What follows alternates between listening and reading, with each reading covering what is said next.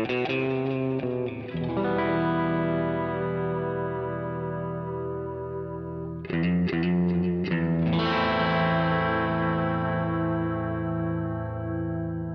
listening to Mark of the Maker.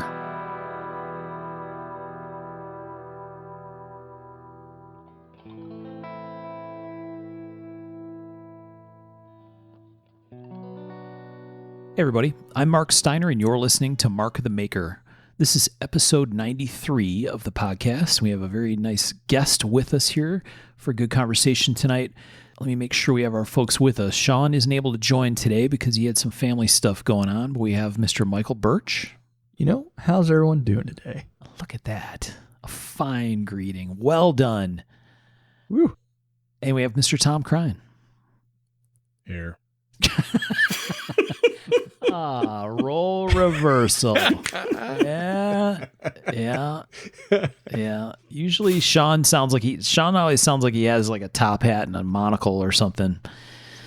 He's usually one up in all of us. But okay, so you guys are here. Hey guys. We need to say thank you to our patrons, our folks on Patreon. Patreon.com is the place for that. And that's a spot where you can go and pledge to send a couple of bucks each month to help support the show. There's some different levels of participation there. If you send us more a month, then we give you some perks and other stuff. But we talk to the listeners there sometimes. We have some folks that we call collaborators that actually help us with show ideas and gave us some interesting ideas to kick around for an upcoming topical episode and some other stuff. So thanks to all of our friends on Patreon. We really appreciate your support. Yeah, thank you guys very much. And we also need to thank George Palagonia at American Metal Exchange for supporting the show. You get your titanium, your exotic materials. I've got a big old stock of custom Damasteel coming through him, made to the sizes I need. He's at amxinc.com, American Metal Exchange. Thanks for supporting the show, man. Thanks, George. Appreciate you. Are you ruining George's life when you talk about custom Damasteel, or that's a normal thing he does? Is that a bro thing or a normal thing? No, it's not a bro thing. It's a Damasteel thing. That's fantastic. Yeah. It's a business thing. It's a business thing. We've definitely had people tell us that they didn't know until we talked about it on here, right? I swear I've had someone say that to me. Yeah, probably so. Yeah. Excellent. Well, thanks again, George, for your help. Hope you're well, and we appreciate your support of Mark of the Maker. George has been with us for a long time, so we should introduce our guest. We have with us the world-renowned, award-winning mastersmith, and most importantly, Blade Magazine cover model, Mr. Mike Quesenberry. Mike, thanks for joining us on Mark of the Maker. Hello. Honored to be here. Thank you for having me. Hell yeah. Yeah. Glad you're here. This is pretty much the end of the line, Mike. So if you haven't had other interviews like this before, sorry, because this is probably the last one. We're going to wreck it. No, it'll be a fun conversation. I think we talk about lots of different stuff on the show. Mike has another perspective on stuff, I know. It sounds from my pre-show discussions with him, he should have joined us for the Get Off My Lawn episode we did some time back. He would have been a fine add to that conversation. You can always do part two. Always do part two. Yeah, that's right. You could always come and join us for a part two. Count me in. Yeah, right. Count me in. Yeah, we'll do that. We'll get to that Get Off My Lawn kind of talk later, but let's talk about, for people, Mike, who aren't familiar with your work. There probably are of somebody out there who might not be familiar with your work. Fantastic stuff, but talk to folks about what kind of knives you make. I'm an ABS mastersmith, and I do buoys, daggers. My real love is forged integrals, whether it be a dagger, a buoy, fighter, what hunter, doesn't matter. But I like forging my knives out of one solid chunk is what I really love to do. And I've just recently got into folders, and I'm digging that, really digging that. So, yeah. So, Mike, you won an award at Blade Show this year, right? And maybe in the past as well. I don't know, but what was the award you won this year at Blade Show? Best Damascus. Yeah. It was a Turkish twist. It was a takedown. It was double lug guard S. Had a spacer in there, and then it had a stag taper It had Turkish twist, butt cap finial, takedown, and the stag taper was actually a gift from the late, great Tim Hancock. So that was really cool. So, yeah. That stag was amazing. And that blade, Chris Lee showed me that, and it was so phenomenal. I mean, it made me want to go home and just shoot my press. I don't use much stag.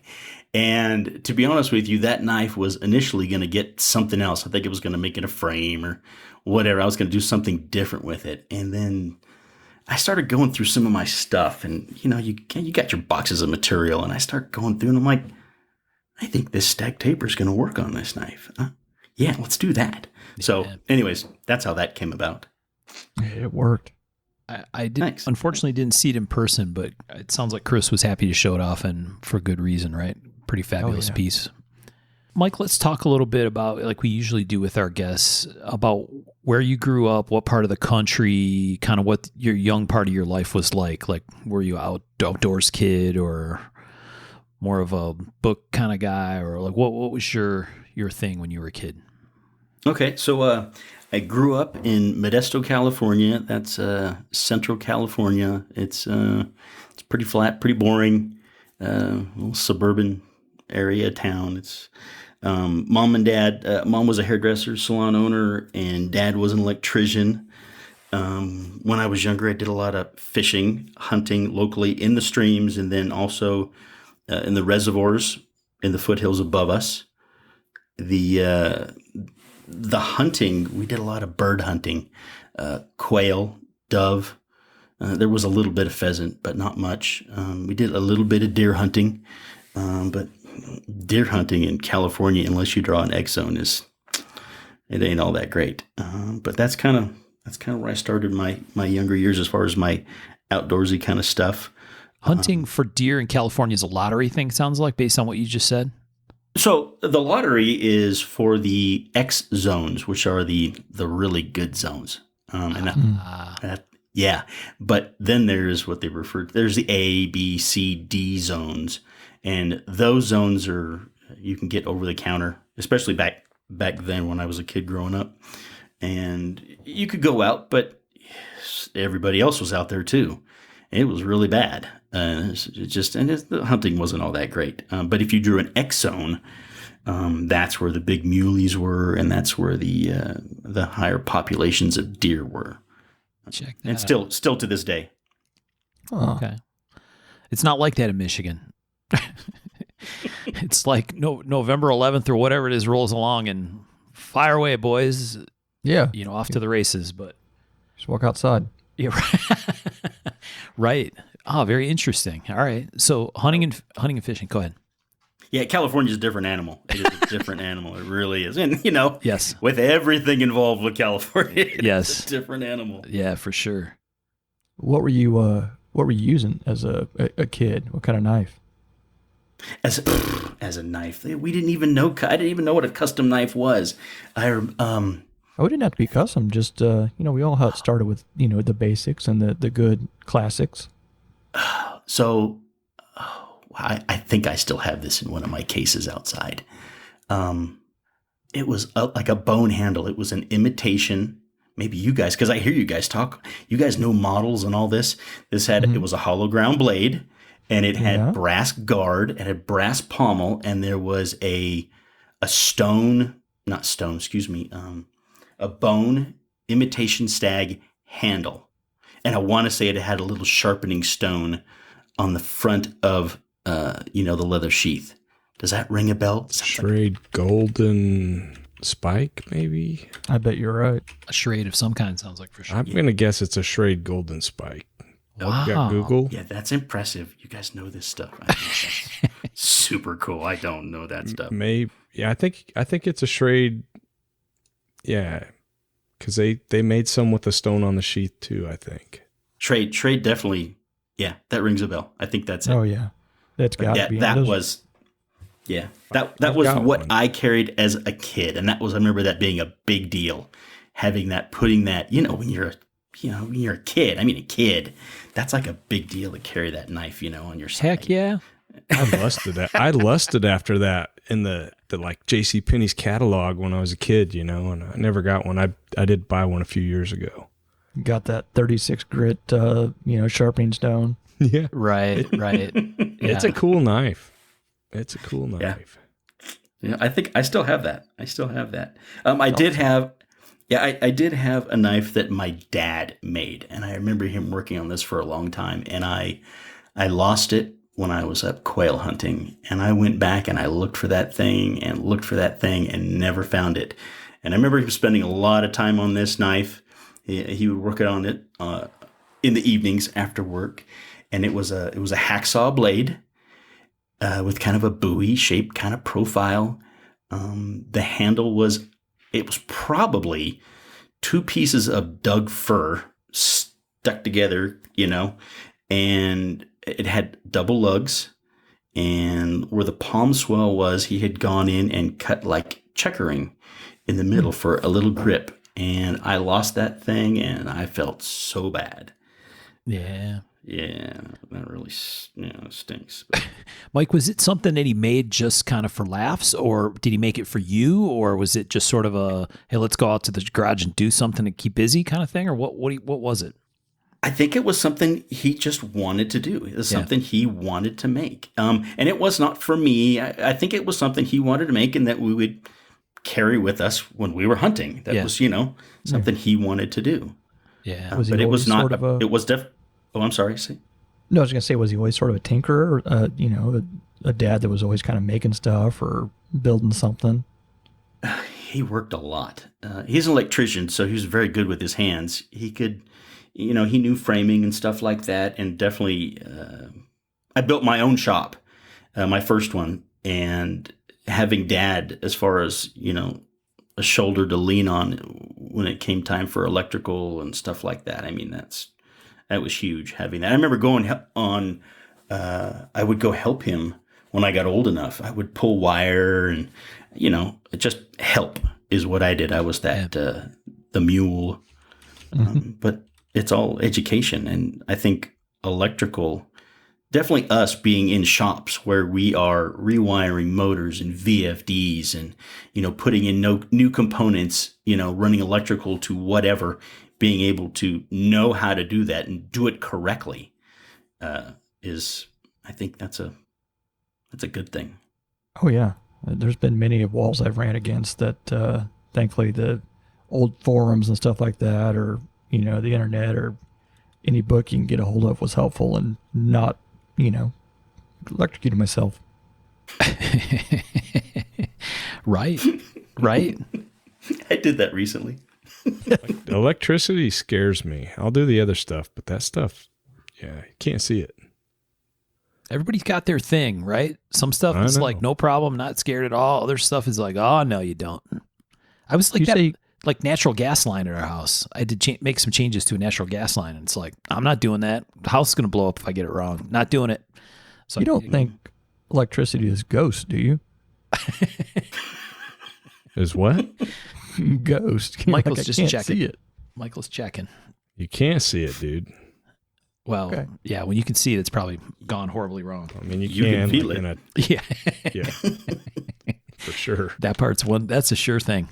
I was sharpening a knife today, and my finger got too close to the wheel, and I don't know what the weather condition is right now, but it was like one continuous shock. Really? I wasn't happy with it. Wow. An extended poke. That's not fun at all. That was a mad ghost. Yeah, right. So let's talk about this. So your dad made this knife. Did that drive an interest in knife stuff, or it was just something he did and then you had it and then it got lost and it's like, okay, bummer, I felt really bad. But did that drive anything in you, or was it really later on that got your interest in knives? Way later on. Yeah. Way later on. Okay. Yeah. So as a kid, it sounds like you were an outdoor kid. One of the things we talked about in our own intro episodes is it seemed like all four of us were in that era when, you'd like wake up in the summertime when school was out and, your mom would feed you breakfast and then like shoo you out the door, right? Like, go away, see you at supper. Yeah. And so, And that's what we did. And to make reference to the BB gun episode, oh yeah, my parents never let me have a BB gun. And, ah, and you want to know, they were wise. Because the one time I get a hold of my buddy's BB gun, I have my sister pinned behind a telephone pole, putting out BBs as fast as I can. And you want to talk about a whooping. Oh, man. yeah. So okay, there was a good reason I didn't have a BB gun growing That's up. fair. So that was a good thing. My kids did. My kids learned, gun safety. Yeah, but You if know, they from would the have very- taught you exactly. Yeah. If your My parents first gun was a 22. That was my first gun. if your parents had spent a bunch of time with you on gun safety as a young guy that age, Mike, you probably still would have shot at your sister. Am I right? Yeah. Yes, for sure. 100% chance. 100%. Let's be honest. Yep. No, I'm not surprised. I really enjoyed that BB gun episode. I thought that was really cool. There's a lot of neat stuff in there. I did too. I like that. Side by side shotgun style BB gun. I'm still looking for one of those. Wow. So cool. Yeah. All right. So outdoorsy kid doing things outside, hunting, fishing. That all checks out with how many guests we've had, Michael? A ton. Yeah. So definitely a common theme there with other knife makers and guests we've had on the show, collectors, you name it. So did that kind of stuff as a young guy. Talk a little bit more about going through school. If I remember right, your school wasn't exactly your forte, so maybe take us down that path. No, high school was not for me. Me and homework did not get along. I barely passed. I remember begging one of my teachers. I want to say it was like a foods class or something like that for a D, so I could, walk across the stage. I always tested very highly. I had crazy SAT scores, but homework just was not for me. And so then I went and I tried junior college for a while. Yeah, that didn't play out really well, and I was difficult to live with at home. And my dad pulled me to the side one night and basically said, you have two choices. You can either get the hell out and join the military, or you can get the hell out. And military it was for me. And it's probably what saved my life. It was a very, very good thing for me. It taught me discipline. And heck, I mean, it enabled me to buy my first home with no money down. I mean, it's just, there's so many perks behind going in the military. And for sure, it's definitely what got me my job with the railroad later on. So I have nothing but good things to say about my military experience. Go Go ahead, Michael. I was gonna say, what branch were you in? I was in the Army, and I was artillery. I was a gun bunny, is what we were affectionately referred to as.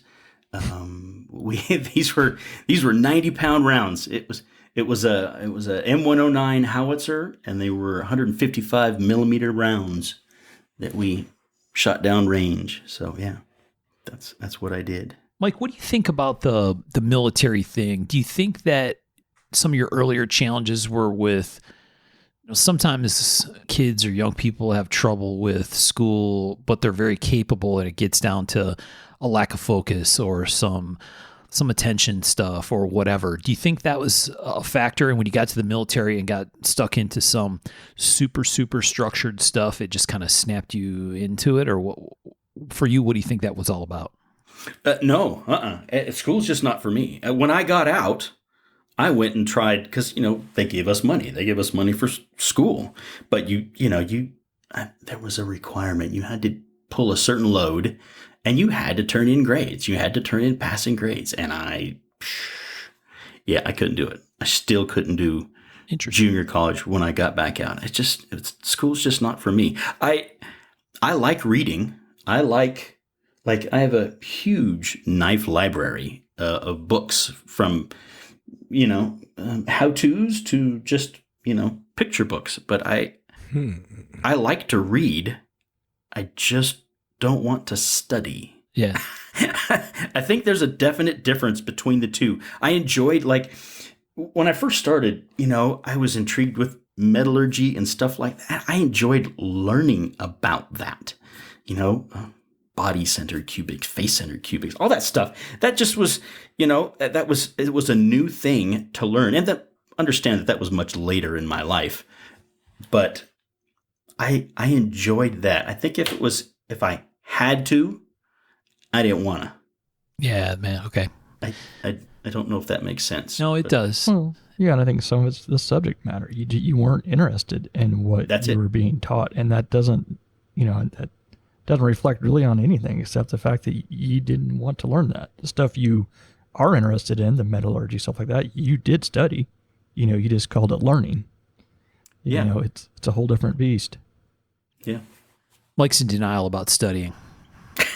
Clearly. I am not in denial. That's what I've taken away from this conversation.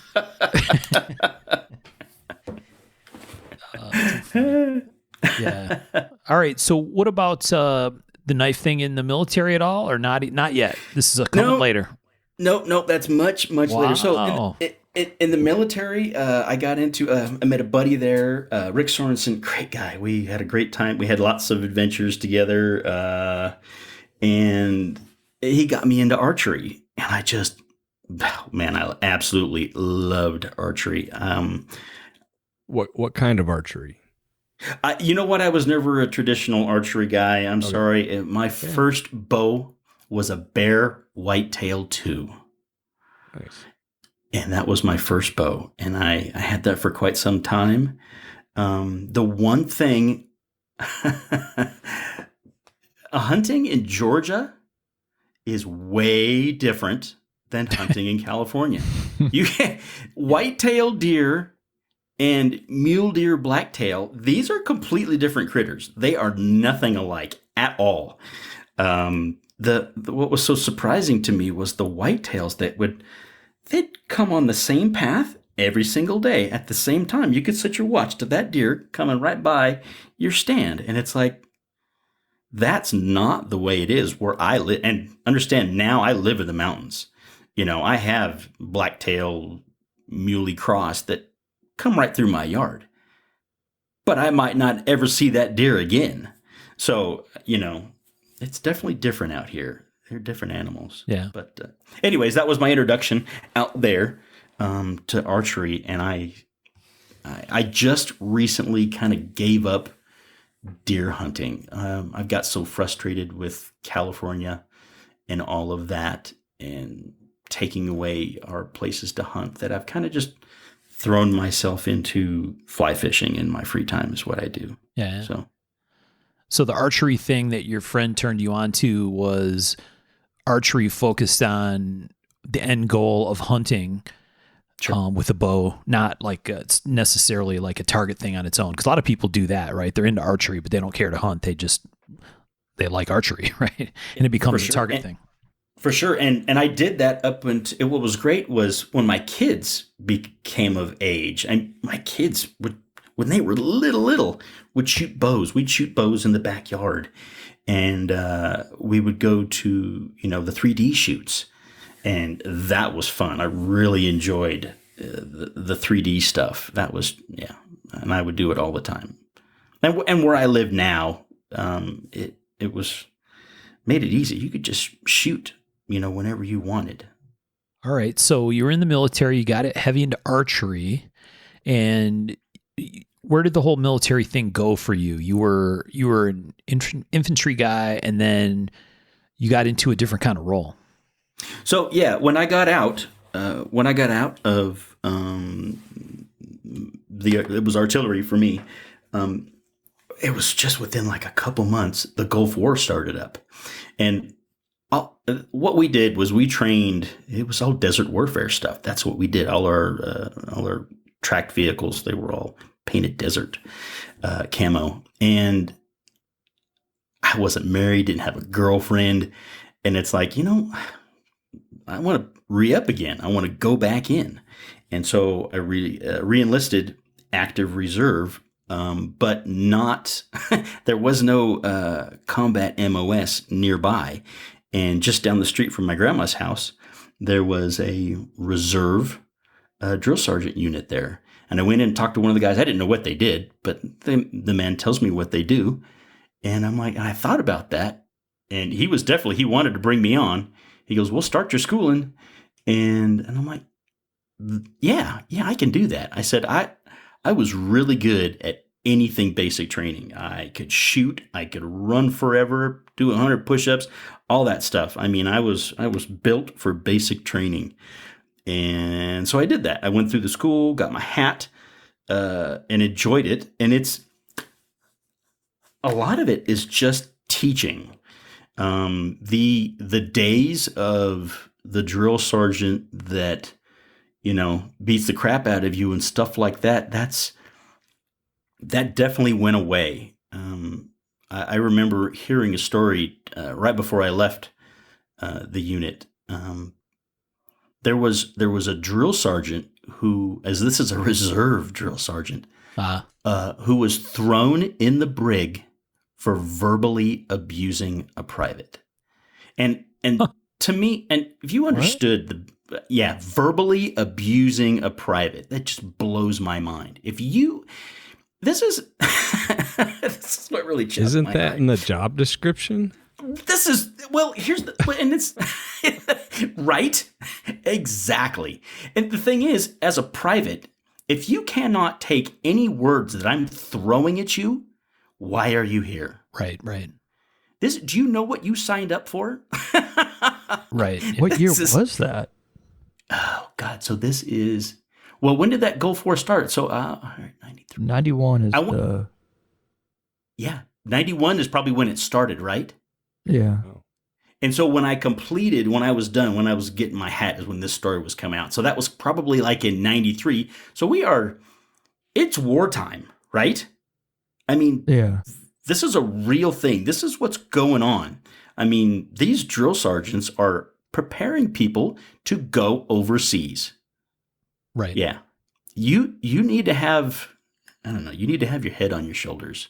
Yeah. And when I heard that, I was like, oh, wow, that's crazy to me. Anyways. Yeah, that's wild. I went through in 96 and they were still doing the verbal fun times. So. Oh, so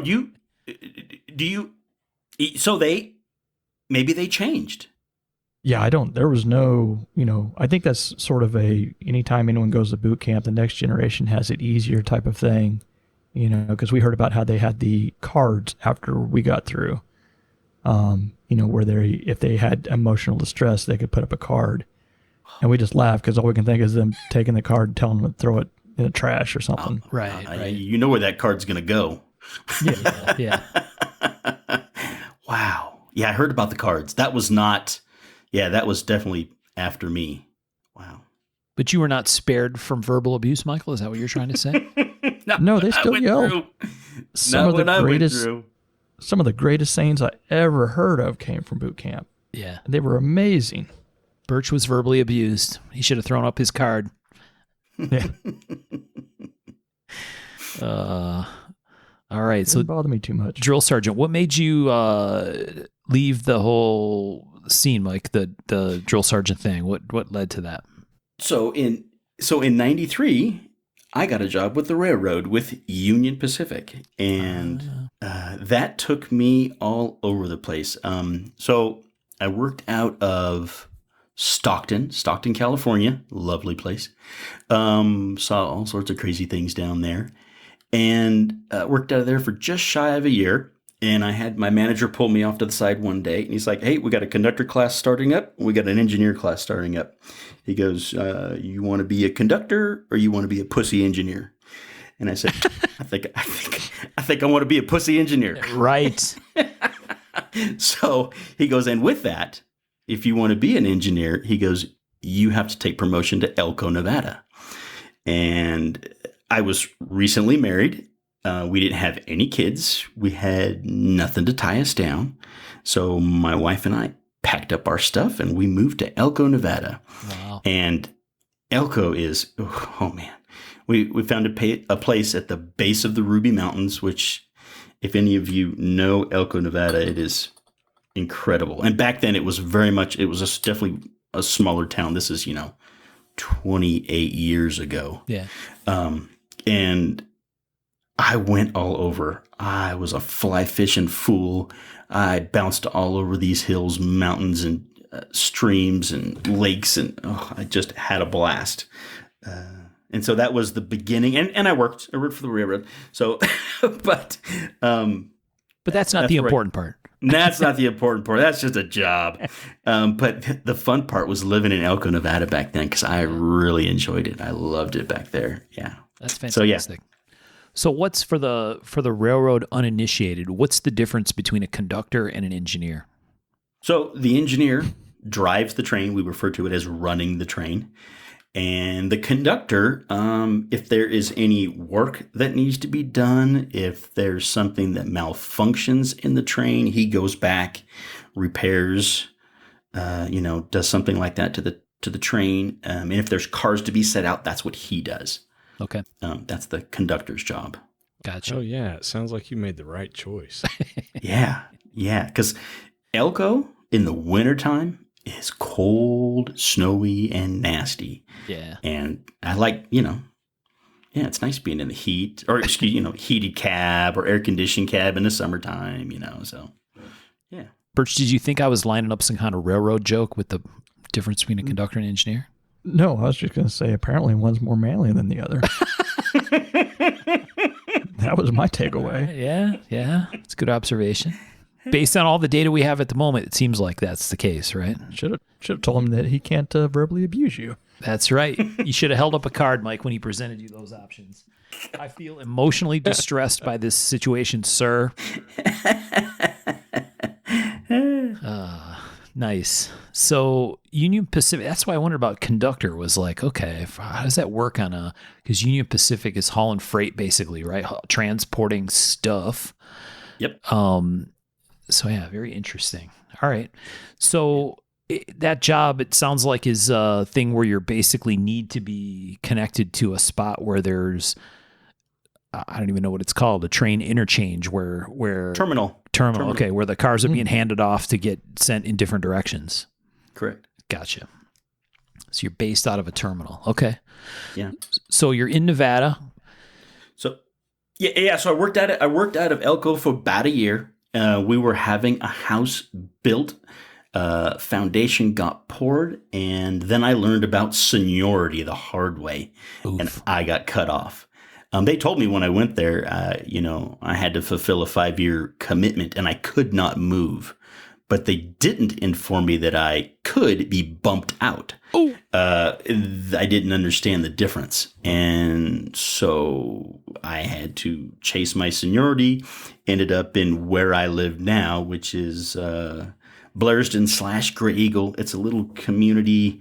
It's about an hour northwest of Reno, Nevada, and about a little over an hour from like Lake Tahoe. If you know Truckee or Lake Tahoe in California, that's very much where I live. It looks like that where I live. It's pine trees, lakes, rivers, and it's absolute heaven for me. Yeah, I'd say it's gorgeous there. Yeah, I very much like where I live. Yeah. It's a small little town. There's a tiny little grocery store. There's a gas station. There's a couple bars.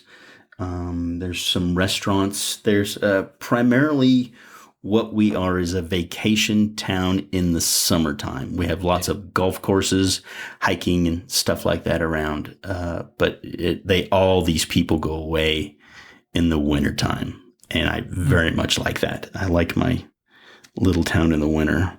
Right. So, yeah. So that's where you live now. That's where I live. And I've been here for like 27 years. I think 27 years. Yeah. That's how long I've been here, something like that. So how did the knives come into play here? So how this starts is my wife asks me one year, she's like, I need a New Year's resolution from you. And I'm like, let me think on that a bit. And she's like, okay. Well, I go to work, and my conductor that day is sanding on a knife. Oh. I'm like, man, what are you doing over there? What is that? What do you got?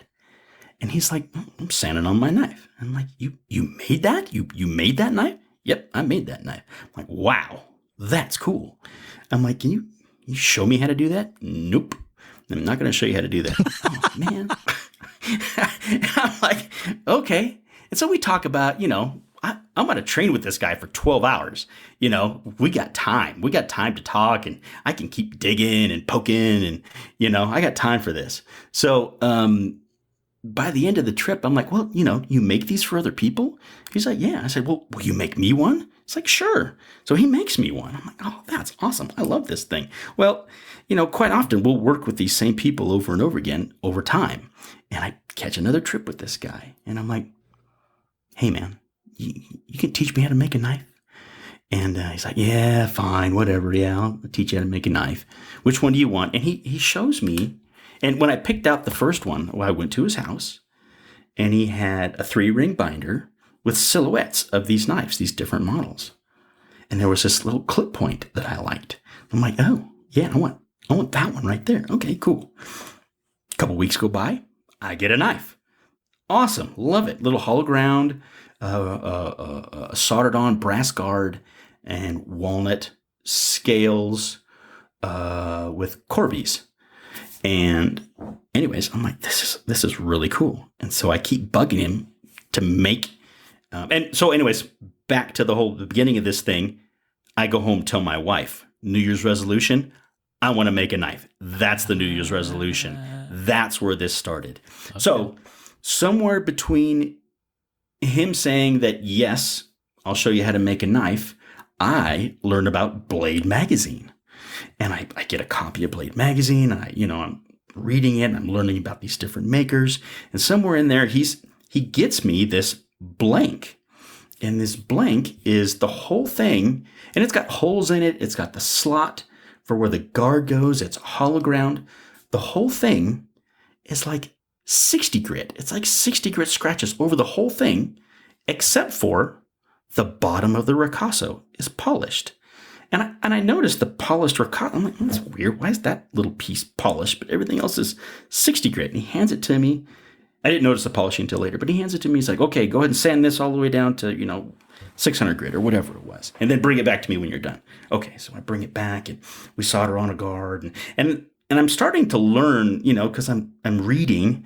And I'm like, so who does your heat treat? Where do you get this heat treated? Where do you, do you have a belt grinder? Where's your belt grinder at? And I'm asking these questions because I'm not seeing this in the shop. Well, it's a friend of mine in a neighboring town has a CNC machine, and he pumps these out for me. Oh, okay. And I'm like, well, how about the heat treating? Who does the, he's in another town over here. I said, well, if I do a knife, will he heat treat that for me? No. He just does it for me. I'm like, oh, okay. And I get this thing done, and then I've ordered some catalogs from like Texas Knife Maker, and I'm flipping through these, and I'm looking at these kit knives, and I'm like, those are the same ones that are in that 3-ring binder. Those are the silhouettes. My knife was pumped out in China for, $5.99. That's what this is. He didn't make this knife. This is a scam, and anyways, that was my introduction to knife making. And anyways, there was an advertising. Oh, and why didn't he just tell me that that's what he did? Well, anyways, it's a secret. There was, there was another maker in my tiny, tiny little town. His name was Roy Holt.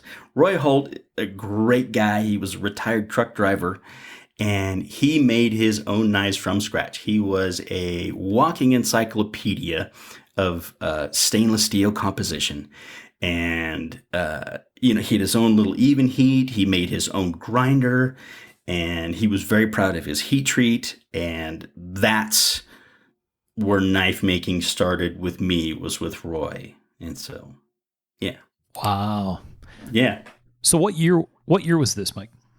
I think I was actually going through that. I think the New Year's resolution thing was 2004. Okay.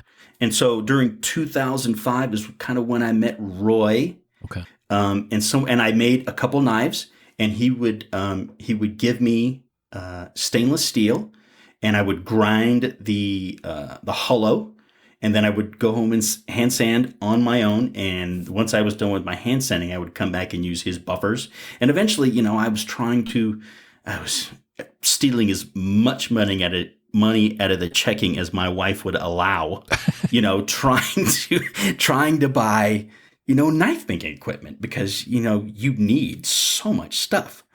And then, so 2005, 2006, Roy says, "Hey, there's a knife show in Reno. You want to go?" And I'm like, "You bet, let's go." So we go, and it's an ABS show. I didn't know at the time, didn't know what ABS was, but I had seen these guys in magazines. Like I had seen like Bert Foster, Tim Hancock, and I had seen these guys in the magazine. So I go to this show, and it's a small show, and I see these knives in person, and I'm like, oh, this is what I want to do. Tell me there's somebody in this room that is local. And I find there's a couple guys. One guy lives in Reno. His name is Buzz Johns. And then there's another guy in South Lake Tahoe, which was about 2 hours away. And his name is Gary Imes. Gary was huge. And Gary had taken classes from like Tim Hancock. He had worked as his, he'd been to his house multiple times, taken classes with Tim. Which I could never afford a class. I'm raising a family. I can't afford a class from Tim. But I was getting all this great information of Tim's processes through Gary. And he got me, there was a DVD that Henry Torres is a mastersmith, Southern Central California. And he took this class from Tim. I forget the name of the school, but it was down south in California, and it was handles and guards. And there was so much amazing information in these videos. And it's the cinematography is absolute crap. It is just terrible. Most of it's of Henry in his shoes, stuff like that. Yeah. But these pearls of wisdom that Tim drops, just one after the other, all the time. I mean, that's kind of where I'm starting in my knife making, with some great foundation work. And then the other gentleman from Reno, Buzz, we had Devin Thomas. We had Devin Thomas at his house for like 3 days. So my introduction to Damascus making is with Devin. Right. But there's like 3 of us in a garage forging with Devin. And Laren, I actually met Laren there when he was going to school in UNR. I had made my first one of my first Damascus pieces, and it was a ladder piece. And I'm so stoked to have made this. It's just Damascus. I'm stoked. And I show it to this guy. I don't know who Laren is. And I want to say this is before Devin came. Okay. And I show this to Laren, and he's like, "Oh, yeah, that's nice." He goes, "Your temperatures are too high." I'm like, what? What do you mean? He goes, "Your temperatures are too high. You see your layers. You see where your silver comes into your black. See how fuzzy that is?" He goes, "That's because your temperatures are too high." I'm like, I just trying to stick steel together, man.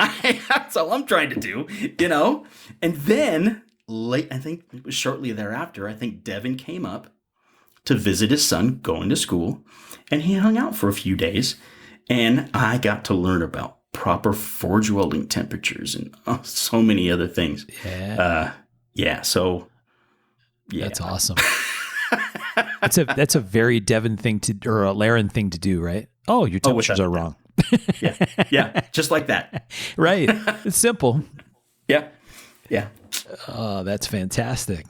Yeah. No, like you said, you had some monster building blocks, right? Based on that stuff. We talk all the time on the show about the idea of a knife maker family tree, right? Where it's like almost every maker, if you talk to them, if you dig deep enough, you can figure out, you know what I mean? Traceability, basically, right? Sure. Okay, he learned stuff from this guy who learned stuff from that guy who learned stuff from this other guy who learned it from Bill Skagel, right? Or some crazy path, right? It's like 6 degrees of separation or whatever. Eventually you're going to hit some names that are like, oh yeah, okay, that makes sense. And sometimes you can see it in the work, right? And sometimes it's just, Sure. the realities of what it's all about, right? Because I think people just don't stay doing it that long unless either they're good at it or have a super deep passion for it, or ultimately, really, like you said, right, go find the right people to learn from. Yeah. So you mentioned the videos. Was there, I think by this time you're probably well on your way in your book collection, I assume, on trying to gather knowledge on knife making. Did you start out with a bunch of book reference things as well? Or was the video thing really, aside from hands-on standing in the shop with someone, how you're learning things? I want to say my first book was the David Bowie. Is it Bowie? David Bowie. Boye. Yep. Yeah, that was my first book. I remember that. That got me going. What came after that, I really don't know. I'm actually sitting here looking at my collection, and I'm trying to think of what. I don't even know. There's books here in our office, and then there's books out in the living room, and I don't even know. Yeah. And a lot of them I inherited from Gary Imes. He was huge help for me with machinery, equipment. He allowed me to make payments. He kind of was getting out of it, and I was getting into it. He was going to test with JS with me at the same time, and kind of backed out. He had 5 amazing knives, frame handled, just beautiful pieces, like 95% done. And he was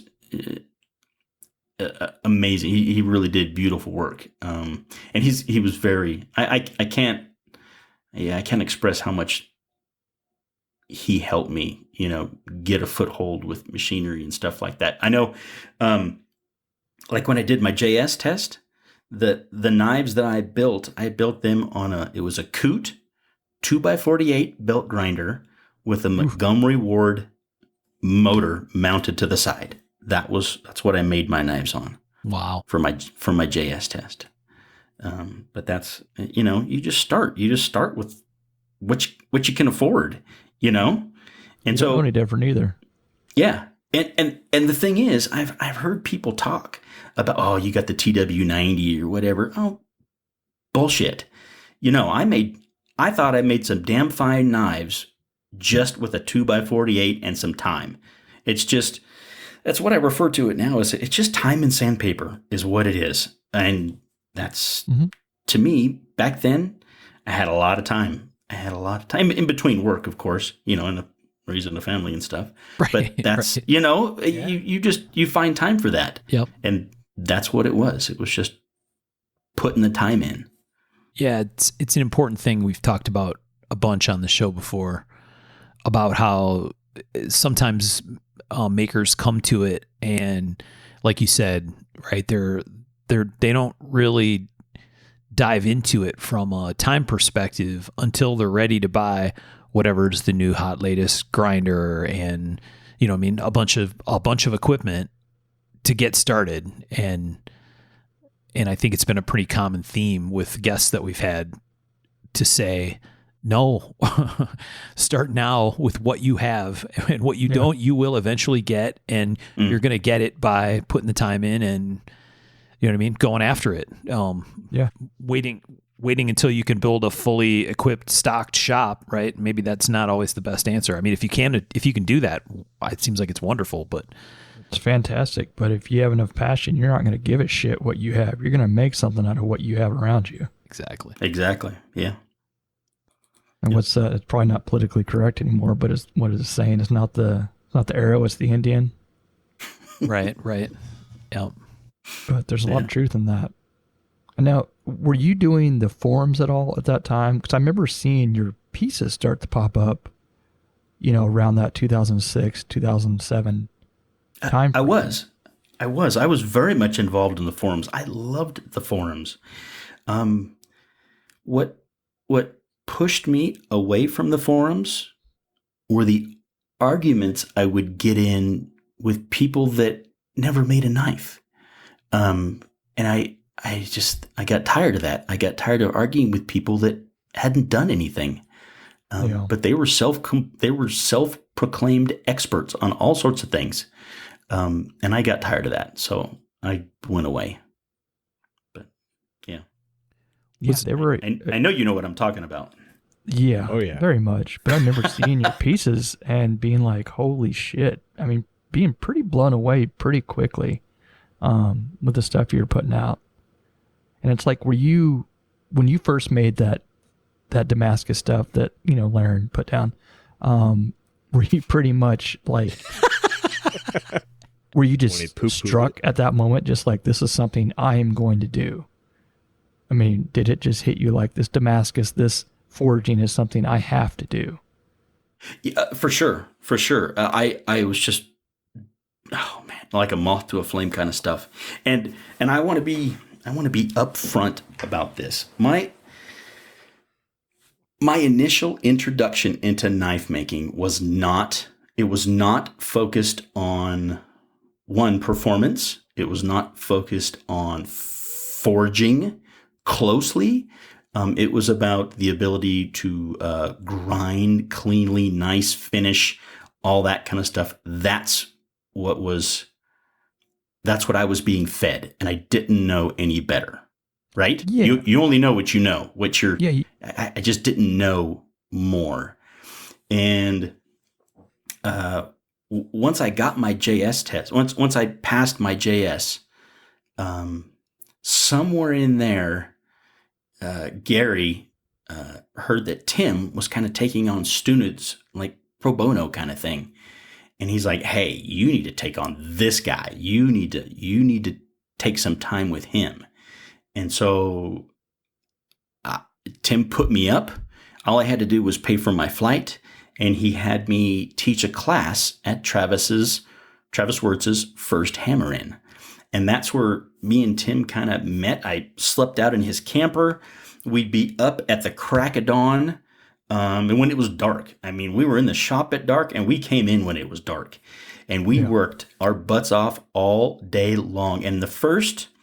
And this is in combination with me teaching at Travis's. So I would spend 3 or 4 days with Tim, and then we'd go to the Hammer-In and do something there. And then we'd usually come back, and then maybe another day or so, and then I'd go home.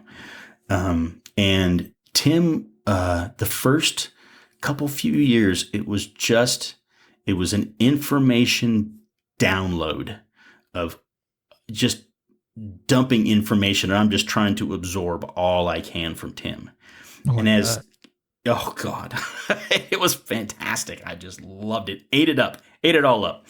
And then later on, things progressed, and we would talk about, hey, what do you want to do this year? Let's try something different. And somewhere in there I was always inspired with the stuff like Rodrigo Sofredo, those integrals that he would do. Yep.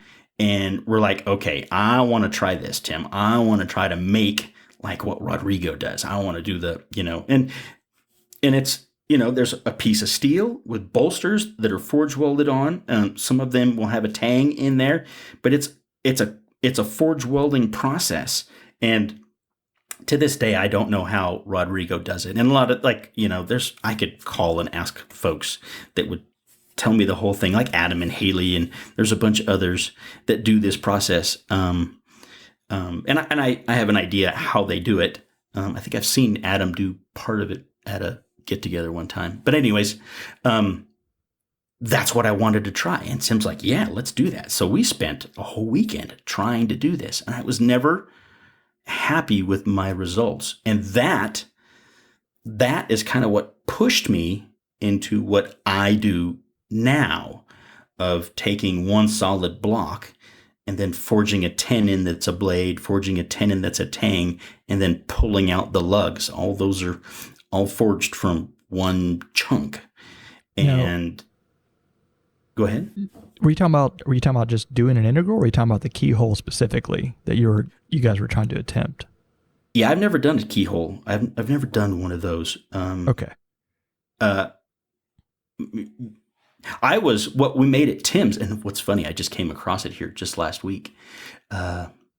It's a piece of ladder pattern, and the tang would be kind of a frame construction, and it was a twist that we had, and we forged that into kind of a bird's beak kind of, handle.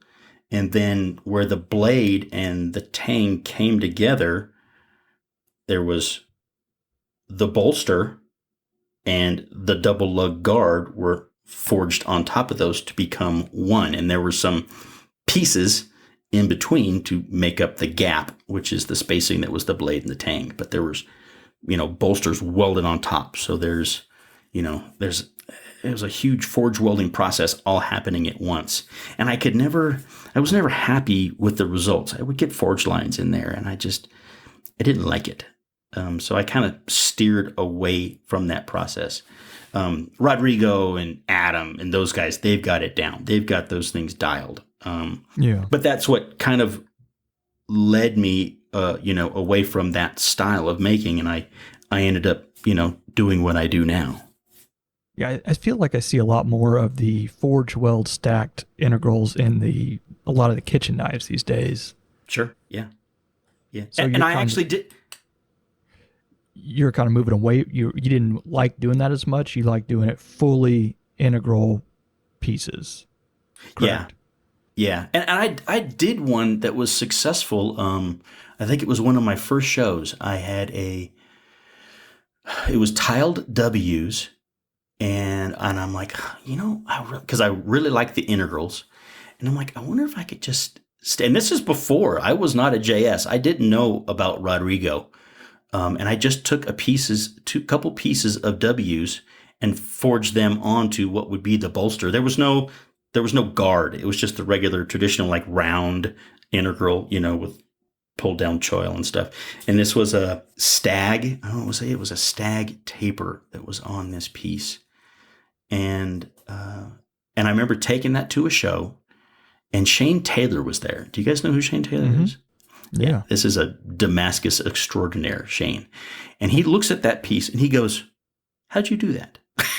And I'm like, I just did. And I explained to him what I did. And I'm like, did I do it wrong? And he's like, no. He's like, you did great. He goes, I couldn't even tell. He goes, I didn't know how you did it. I'm like, really? I'm like, oh.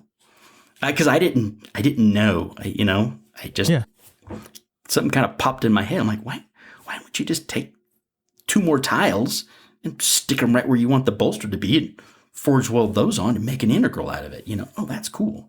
So, but I very much liked taking round stock and just making a knife out of round stock.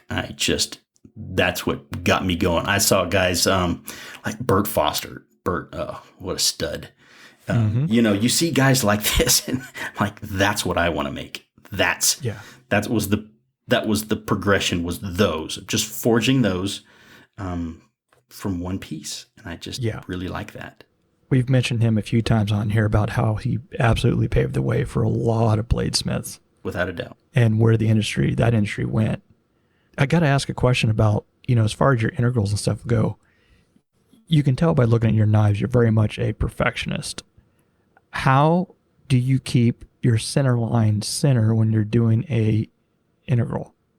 I've actually got one that I've probably jacked around with for a year that pisses me off, that I'm like, I've got, the bolster, up, I've got the blade forged out, but getting the center line on the blade is pissing me off. Rephrase that question for me, please. Your blade is offset from your bolsters? Is that correct? No. I don't want it to be. And I've talked to some and they're like, well, you just eyeball it. I'm like, I don't want to eyeball it. I want to have empirical, I want to be able to scribe a line and know it is exactly down the center of my edge, but it's like, the good thing about, making a folder, you've got a perfectly flat, perfectly whatever, you put it on your plate, and you run your dial indicator and across it, and you have a perfect line, perfectly in the center of everything. On this integral that like I said, I've had for about a year, I'll look at it. I milled the sides down, squared that to the table, and then ran my, height gauge indicator across there. But it's still like, it annoys me that I can't find exactly every dimension and mark it on something that's, it's been forged. It's imperfect. Sure. How do you guys get over that? So with the regular, like the round stock, we're going to start with those, with the regular round stock integrals. Those, man, it's tough. I have yet to come up with a really good way of doing that. I've got some, it's a scribe with two little pieces that come off to the side that show you center. And that kind of does something. I use that a little bit for showing me center line for, like for a clip and stuff like that. But with my integrals, with the round stock ones, especially those taper. They taper, and I forge in the taper of the blade, and I forge in the taper of the tang. And so I don't have a really good way of doing that other than just eyeballing it. I just eyeball those. To the ones I'm doing now, that's completely different. Those, I'm dropping scribe lines right down the middle of all that. And so what ends up happening is that tenon, that forged tenon that becomes the blade and the tang on either side of that guard. I have, when I'm done forging, I have these two, they're like integral straighteners, and I've got 4 sets of these. One of them, they slide on and off of my my welding dies. These are big 1-inch thick plates, and they slide on. There's like little ear tabs, and they have one set is round that matches the radius on the round integrals, and then the ones with the regular square transitions, the 90-degree transitions, those are square ones that slide on. And so top and bottom, these things slide on. I measure to see where my bolster is and slide them up, heat it up, and boop, hit it. And my blade and my tang they are right there. They're all on the same plane. Now, nice. And that's just the forging. So when I come off of the forging, then there is still the whole getting, what would be the blade tang. If you want to line those up perfectly to where like there was no bolster there. And I have a tool that I came up with a long time ago, and it has to do with my Travis Wirtz surface grinder. And I surface grind what would be its right in front of the guard. And so it basically ends up, giving me a nice flat ricasso, and it kind of tapers out to where the blade, goes off. And then I'll zero out that indicator when all the scale's gone. And then I jump over, and then I surface grind right behind the bolster to where, my tang begins. And usually that just tapers off. So I'll just get maybe an inch or so of flat right there. And then I'll flip that whole thing over and I'll do it again. And now I have 2 parallel surfaces that I can put on 1, 2, 3 blocks and scribe a line on my cutting edge, my clip, my tang. Everything gets a scribe line. Everything is smack dab right down the middle. Yeah, that's awesome. That's all you need is a couple flat spots. It's just it's hard to find them. Yeah, and that's how I create them. That's what I do. But you have to create that flat spot, and they have to be. I mean, you could do it on a belt grinder. You could if you came behind the bolster, in front of the bolster. But it's the problem with that is, odds are you're going to take a little more at the top, a little less at the bottom, or whatever, and try to get those things perfect is just a booger. And this with Travis's machine, that's what I'm able to do with a few modifications. Yeah, it seems like the older I get, the more I realize my eyes are liars. Ain't what they used to be, huh? No. So sorry I went on a tangent there, but I had to ask what we had. I love those tangents. I love those. All right. So you had shoulders of giants to stand on, which is awesome, right? Having some ability to learn from great people and then continue to build on that. And in those times when you would go to these hammer-ins with Tim, was it like in between? It was sort of take that download of information and do everything I can with it, come up with more stuff to talk about for next time. You know what I mean? And just kind of continue to build year on year with that stuff. I mean, obviously you're in contact in between too, so maybe it's less dramatic sounding than that, but. Yeah. And we did.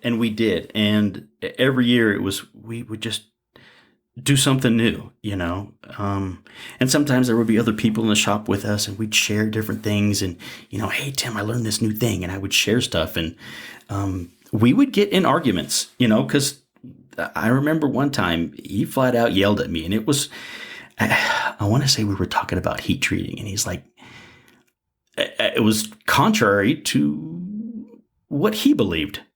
Yeah.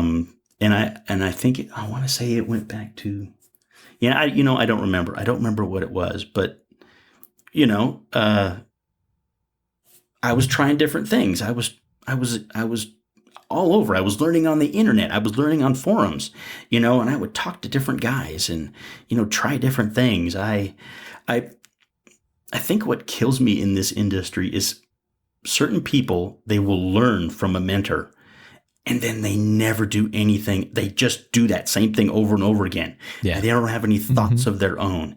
And what's great is to see the ones that do. Great, learn those lessons from these guys like Hancock, you know, but then take that information and now go put it to use. And I've said this over and over again.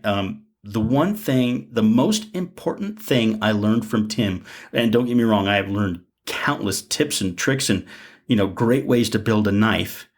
But the most important thing I learned from him was problem solving. And that's kind of what I do all the time, is problem solve with different things. And that's kind of that's my most valuable lesson I think I learned from that man. It's a hell of a lesson. When you say problem solving, like give an example of what you're talking about. A situation. So the integrals. So when I first started this, I could not. I had a hell of a time making that 90-degree transition. I couldn't do it. And I had played with it and just making mess after mess after mess. Kind of like what you see with the guys online doing now. Anyways. Right.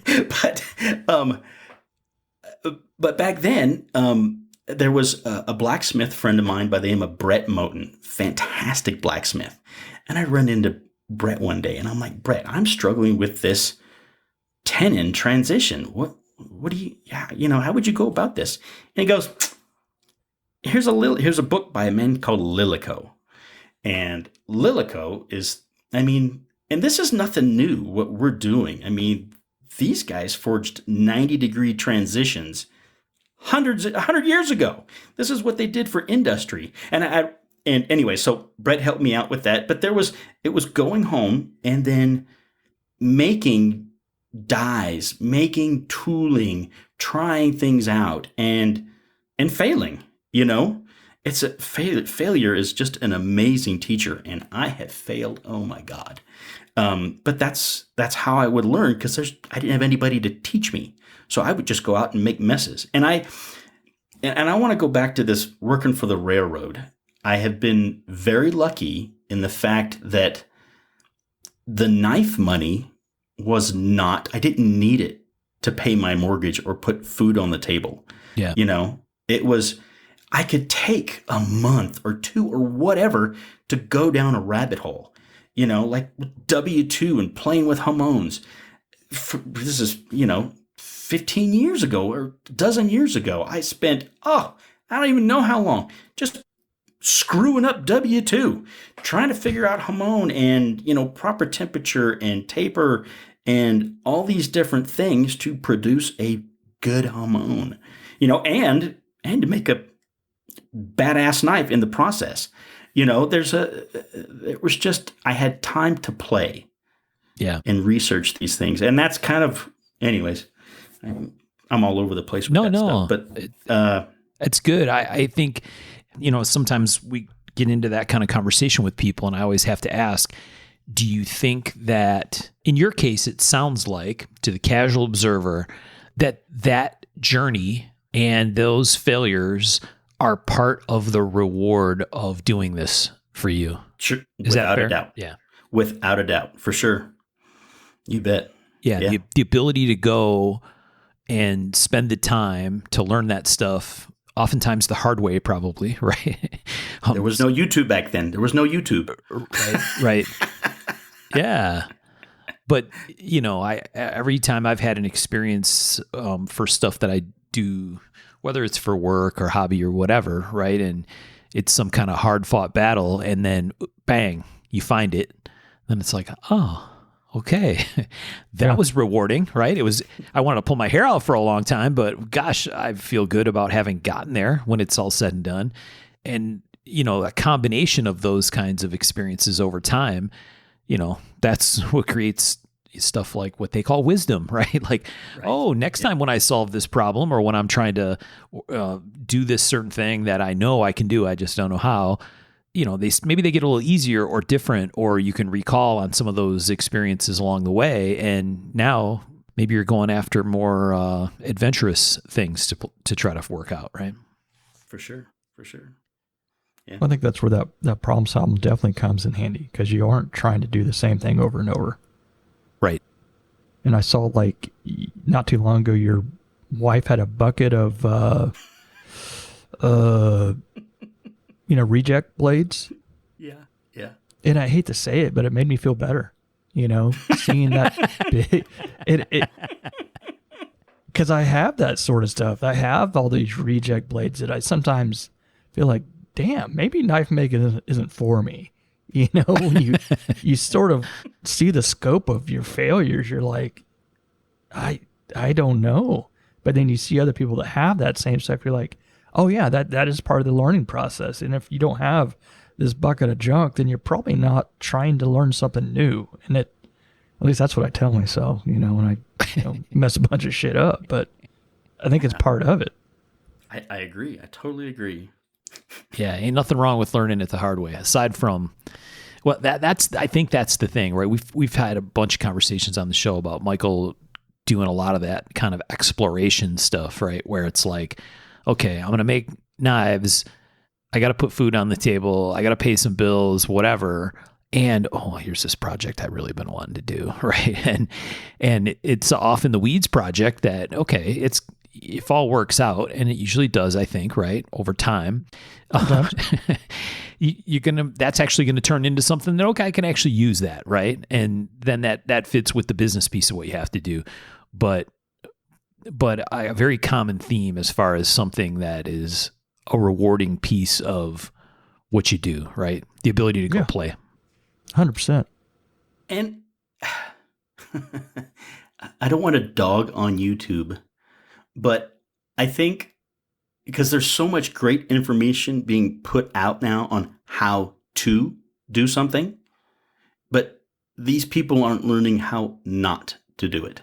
Yeah. And I think the how not to is a huge part of the journey.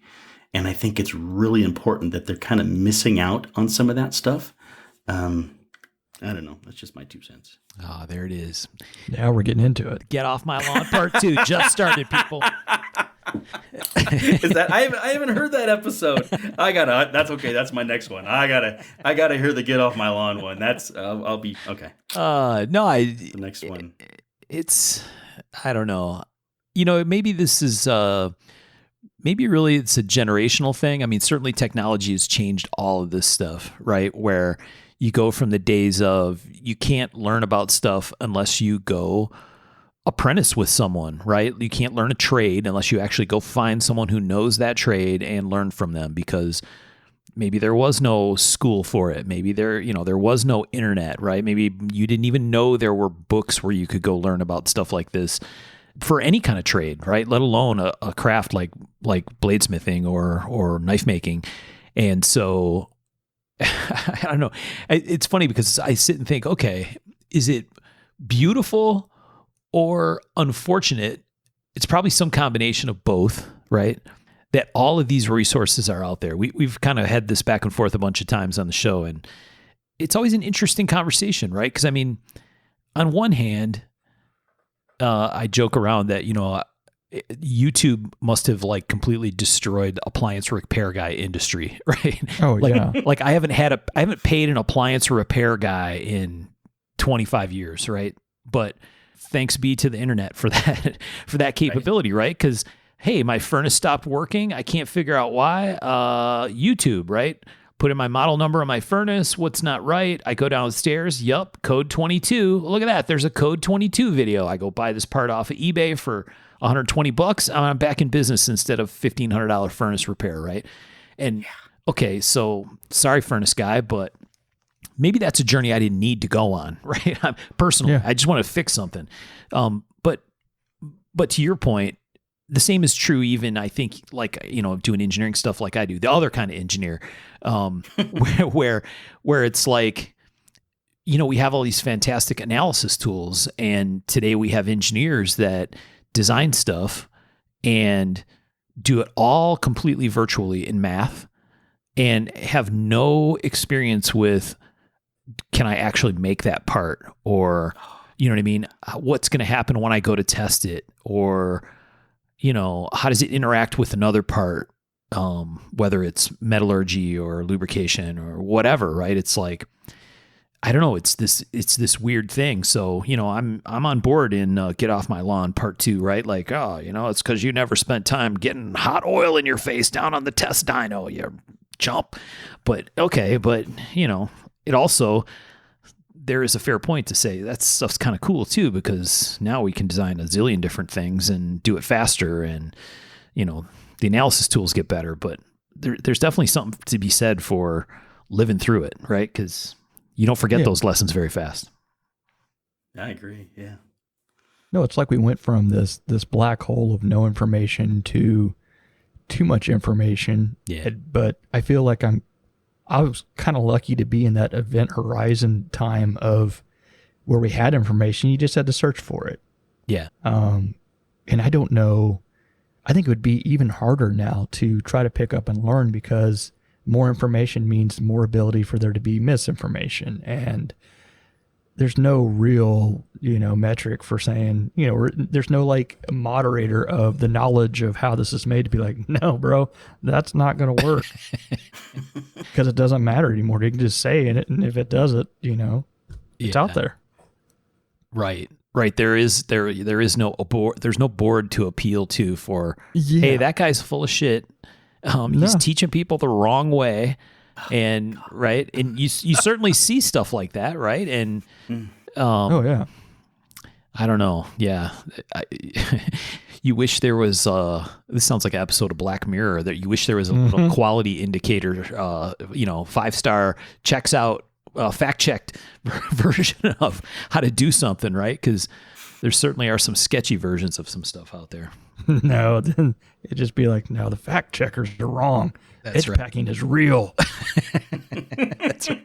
That's right. Yeah. Exactly. Yeah, Black Mirror indeed. Yeah. So where does that get us kind of up to modern day with you, Mike? Are you, so there's probably more to the story, right? Yeah. So I kind of want to go back just a little bit. So along this area in here where I'm kind of learning from Tim, I'm having people, collectors, folks push me. Oh, you need to test for your MS. You need to test for your MS. And I don't want to. I don't feel worthy of that stamp, because I have seen, and it's primarily around forging, the ability to forge well, really well. I can forge a shape, but not as closely as I'd like. I've seen technicians like James Rodabaugh, Adam DeRozier, Bill Burke. These guys are phenomenal with a hammer.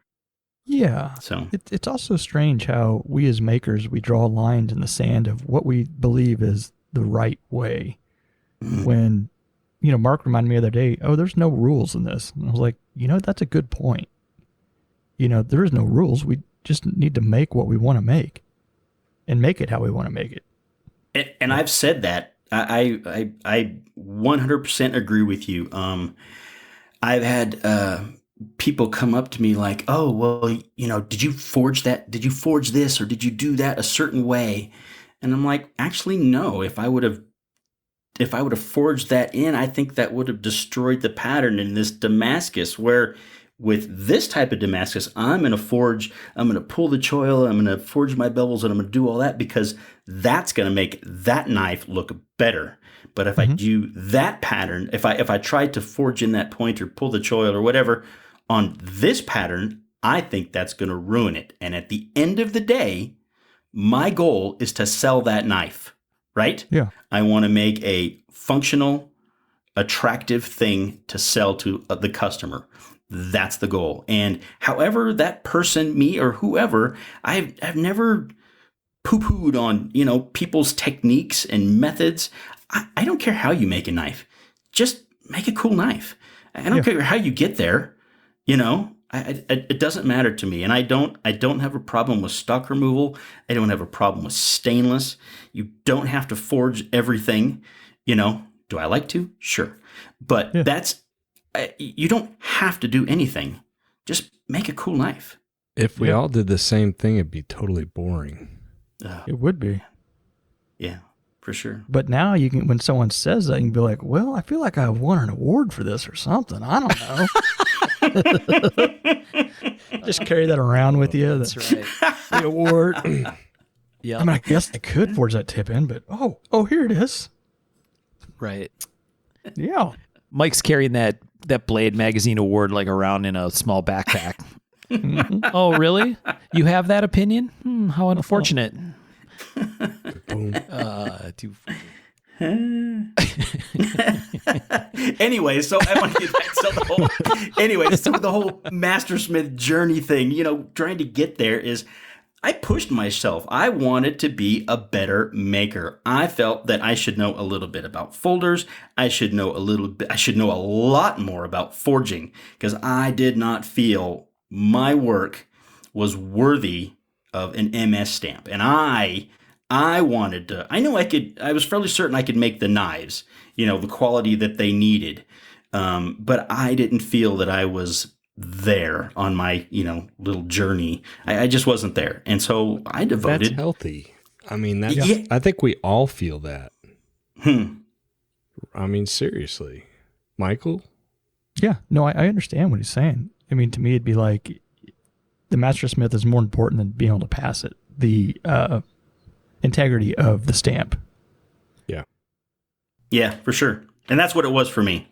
So yeah, so I took my time. I took my time getting there. And I learned a ton. And I just spent a lot of time. I spent a lot of time at the anvil. And it doesn't matter how much YouTube you watch. It ain't going to make you better. You just need to spend the time standing behind that anvil. Plain and simple. You can learn some cool tips and tricks and stuff like that. But when it comes down to it, it's spending time, at the anvil. It's spending time at the grinder, becoming a different grinder or whatever. It's just time, for me. It's interesting that you say that. I've been teaching my son how to grind, right? And it's honestly been a little bit challenging because he's watched me grind and he's like, he doesn't think it should be hard, right? Because I grind blades all the time. He watches it all the time. And sure. He was just kind of frustrated. And I'm like, listen. And he was grinding his own stuff and he was messing it up. I'm like, and if I fixed it, then he didn't want to sell it, right? So he's got to, because that would not be honest for him. And so I would have him grind, like do the rough grinds on some of my stuff. And if he messes it up, I don't care. And usually I can fix it. And he just needed grinding time. He had to, he could watch me, he can watch videos, he could read about it. Unless you stand at the grinder and actually put steel to the wheel, you cannot understand the complexity of it. Yeah. And it,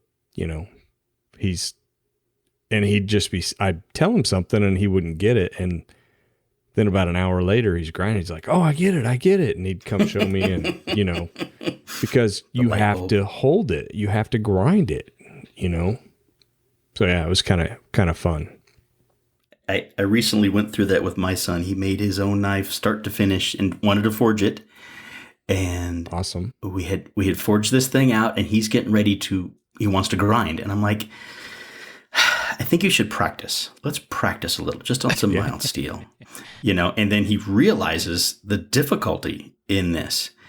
And I don't know, he did several, and he's just getting frustrated. And I finally said, you know what, bud? I said, your ability, and as I would come and I would, I'd step up and I'd do it. Yeah. And he'd be like, and I told him, I said, it's just time. You just need to practice. I said, the ability to grind this knife does not come with your last name. It's what I told him. Yeah, that's right. You got to earn it. You got to do it. That's just part of it. And you got to put the time in. Yeah. Yeah. How old is your boy? He is 26. 26. Yeah.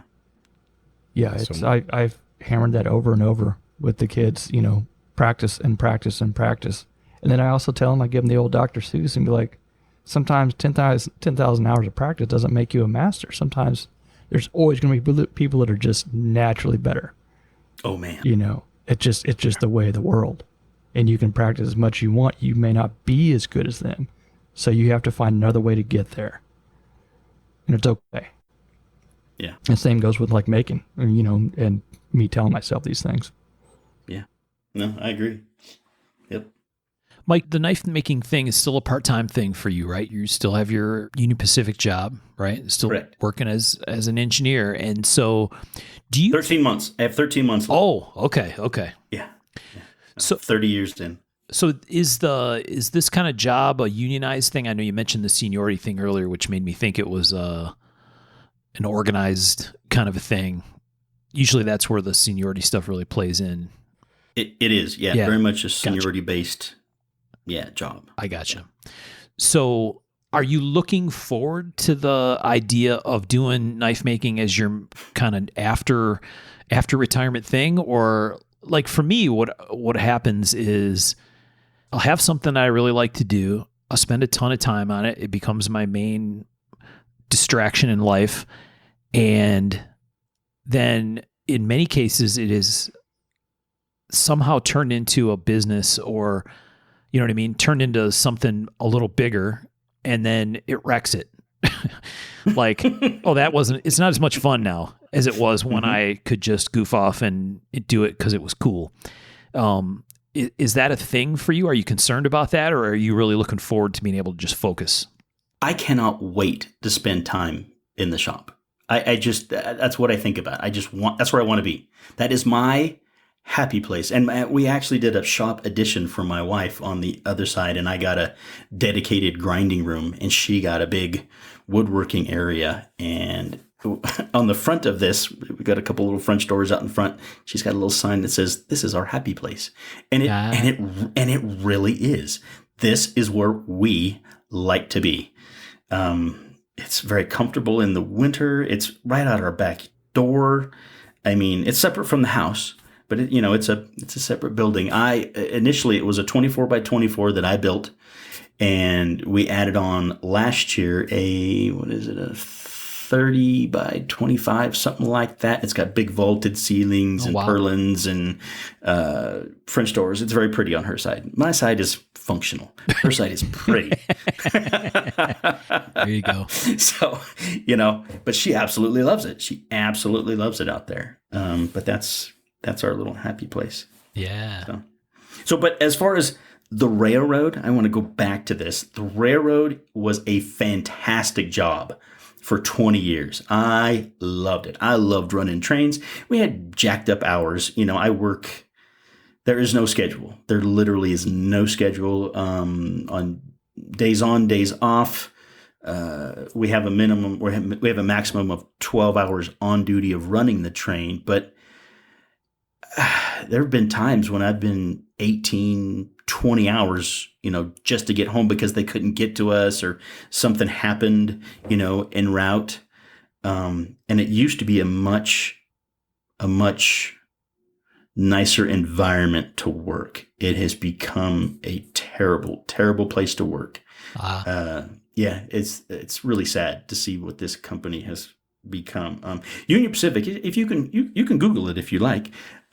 They were, I want to say, within the last 5 years, voted, I think in the last 5 years, number one worst company to work for in the U.S. I think 3 of those years. Oh, wow. Number one.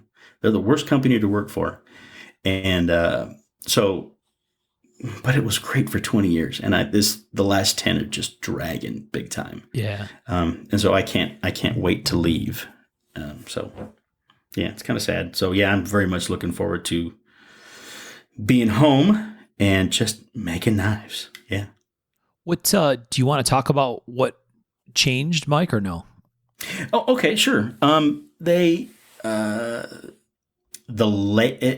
Since we don't have schedules and you can go to work at 2:00 in the morning or 2 in the afternoon or anything in between, in the past, if we wanted off for a birthday party or a barbecue or whatever, we could just call in and lay off.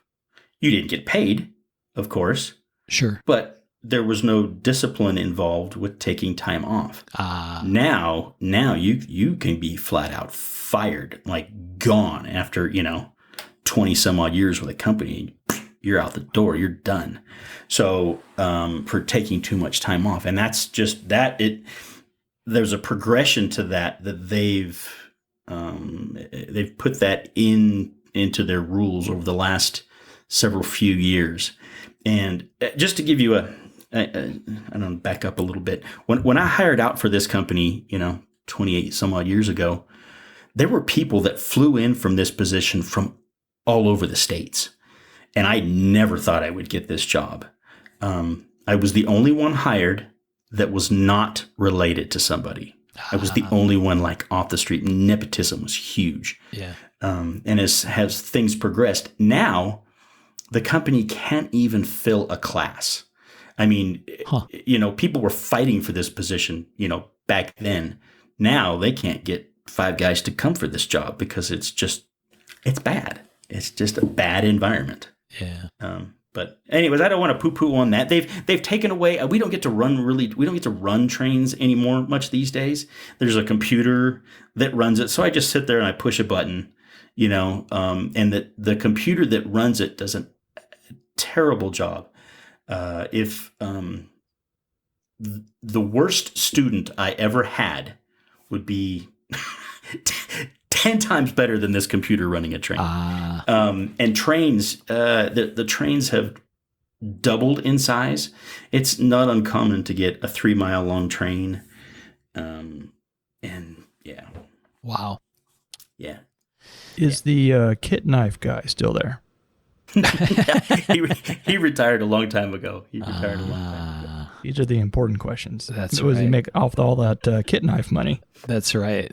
Yeah, exactly. Yeah. He got lured away by that kit knife money. I like it. Yeah. But I mean, we've seen all sorts of crazy things out here. There was last week, and I go right through. You guys know what Burning Man is? Yeah. Uh-huh. Okay, so my tracks go right through Burning Man, right through the Black Rock Desert. I travel on one of my routes. Going to Elko from Reno, it pretty much follows Interstate 80. And on the way home, certain heavy trains will take a different route that kick off at Winnemucca and they go through the Black Rock and they eventually come into Portola, which is my old route. And we hit a car 2 trips ago. There was a lady who was Google. She was trying to get to Burning Man, and Google told her to cross the tracks. So she did, and there was no crossing there. Oh. And so her little red rodeo got high-sided on there. Oh. And so we're scooting along. It's the middle of the day, and my conductor, we were actually just talking about accidents and things we had hit, and and different things, and I'm looking down, and this is like within 5 minutes later, we're looking down the tracks, and I'm like, what am I looking at on the tracks? It was a hot day, mirage, and I'm like, is that cows? Is that horses out here? Because there's nothing out there. I mean, this is Right, the right. Black Rock. There's nothing. And I'm like, I think that's a car. Oh, crap. And, I start to gather up my train and do what I'm supposed to do. And I see somebody run away. And it's a girl, butt-ass naked, running away from the car. Oh my gosh. And this train was over 2 miles long, 20,000 tons. Wow. This thing is not going to stop. It is not going to stop. And we smack this car and it peels off to the side and we come to a stop and there's a whole thing where you got to call the dispatcher and get emergency crews coming, and the conductor goes back and makes sure that she was the only one there. Nobody else was in the car, So at the end of the day, all it is a busted up, Suzu rodeo. That's it. Everybody was fine. So that's a good day, No. Yeah. So yeah. Anyways, Crazy. Big paperwork day. not for us. No, there's not for me. Oh, really? No, there's no paperwork for me. Wow. Yeah. No, I just have to call it in, let them know what happened. Yeah. Real strange priority problem there where you got no pants, but you got Google. Yes. Yeah. Where would you keep your phone? Never mind. Hey. Never mind. Come on now. This is a family show. No, it's not a family show. Crazy. So you're literally on call all the time. Yeah. And there's a board that I can look at on the computer and on my phone, and I can see how I move up and, kind of an idea of when I go to work. But it was, okay, so here's for instance, I'd been up all day working in the shop, and I come in for dinner, and the wife's like, what time do you think you're going to go to work? I said, it looks like tomorrow afternoon. We're having dinner. The phone rings 10 minutes later. Go to work. And I put in a 12-hour shift. Wow. The computer, it showed me going to work the next day, but there were some people that did some things on the board and trains magically appeared. Next thing you know, the phone's ringing. And so now, after working in the shop all day, now I got to put in another 12-hour shift. Oof. So, yeah, and those hurt. Yeah, I bet. So when you ask the question, am I looking forward Yeah, right. Okay. to sleeping in my own bed every single night? Right. Right. Are you kidding me? Oh my God. There's nothing I want more. Yeah. All right. Fair point. I was talking to Mike on the phone, but like arranging, getting us together for the interview. And I think somewhere in that first conversation, or maybe the second time I talked to you, I hear the phone ring and you're like, hey, hold on a second. I got to get this. And yep, I got to go. I'm like, wow, no kidding. He really, really, really is on call. Yeah. Yeah, that's wild. What's wild is this may be the only show where Tom's train doesn't go through. Yeah.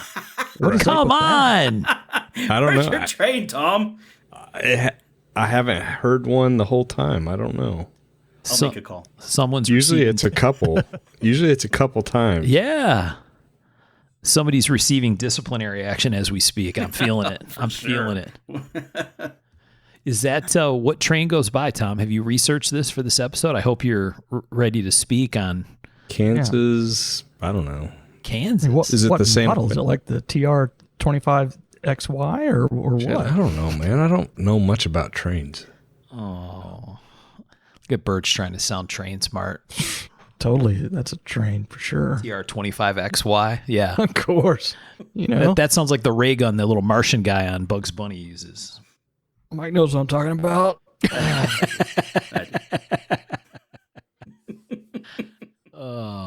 So what does a trip like that look like? Okay, so you get called up. I got to leave right now. You have a very specific amount of time to get to Hour and a the half. terminal. I have an hour and a half. Okay, so it's like, the clock is ticking in the background. Tick, tick, tick, tick, tick, tick, tick. You get on the train and you're basically assigned a route. Are they the same kind of routes? Like there's 10 of them that you normally do. It just could be any random one of those. 2. It's literally 2 routes. It's wow. over and back. And so we get qualified on a district. Okay. And there are my district, the main one I run. It's one of the longest routes in the States. And It's pretty easy. It's pretty easy to get qualified on that. There's another one that comes up and over Donner that works out of Roseville down into Sparks. That it comes over the Sierras, and that is a difficult route. There are some serious grades and lots of runaways, and that is no joke over there. There's no runaways going across Elko, but yeah, over Donner, and that's so you have to get qualified. Going from point A to point B. So these engineers will be qualified on certain districts, and they're only allowed to use those or run on those. And depending on the grade, like mine is flat. So your qualification, if you don't run that district, it's good for like a year. Okay. Over the mountain, your qualification, if you don't run it in 6 months, then you need to re-up again. You need to get qualified on that. So because it's more difficult. Right. So. Very interesting. Yeah. All right. Well, I look forward to our next episode of Train Talk. I just think it's fascinating. It's interesting. It's something I know nothing about. Yeah. It's a different kind of job. It's KCS that comes by us. KCS. Kansas City Southern. Yep. Kansas City Southern. Yeah. Oh, I thought this was a territorial thing, and Mike was going to be like, those son of a biscuits at Kansas City Southern. And so apparently the highest part on the run is literally like 2 miles up the track from us. Ah. That's why it slows down. Okay. So you're like, it's probably a local that goes by? It's not through freight? Is it a small train and same people every day? No, it's big. Oh. Yeah, we see big ones, and we got a power plant, so we get big coal trains too. Hmm. I think this is the main shot down from Kansas City headed south. Okay. Main line as it's referred to. Main line? Yeah. All right. Now I know. I didn't know if it was, and so where the locals would run would be like a branch line, and it sounded like initially I thought it was a branch line, but it's not. It definitely, if you're bringing coal through there and all that, it's definitely mainline traffic, and big trains are definitely mainline. You're going to have to do some research, Tom. That's what this tells me. Apparently. The train is like a special guest on the show that appears almost every time, and we need details. We need to know more about what's going on out there. I can tell you that when you're outside, it'll about make you deaf. Those horns on those things are loud. Yeah. Some of the locomotives we have, you can barely hear it on the inside. Oh, wow.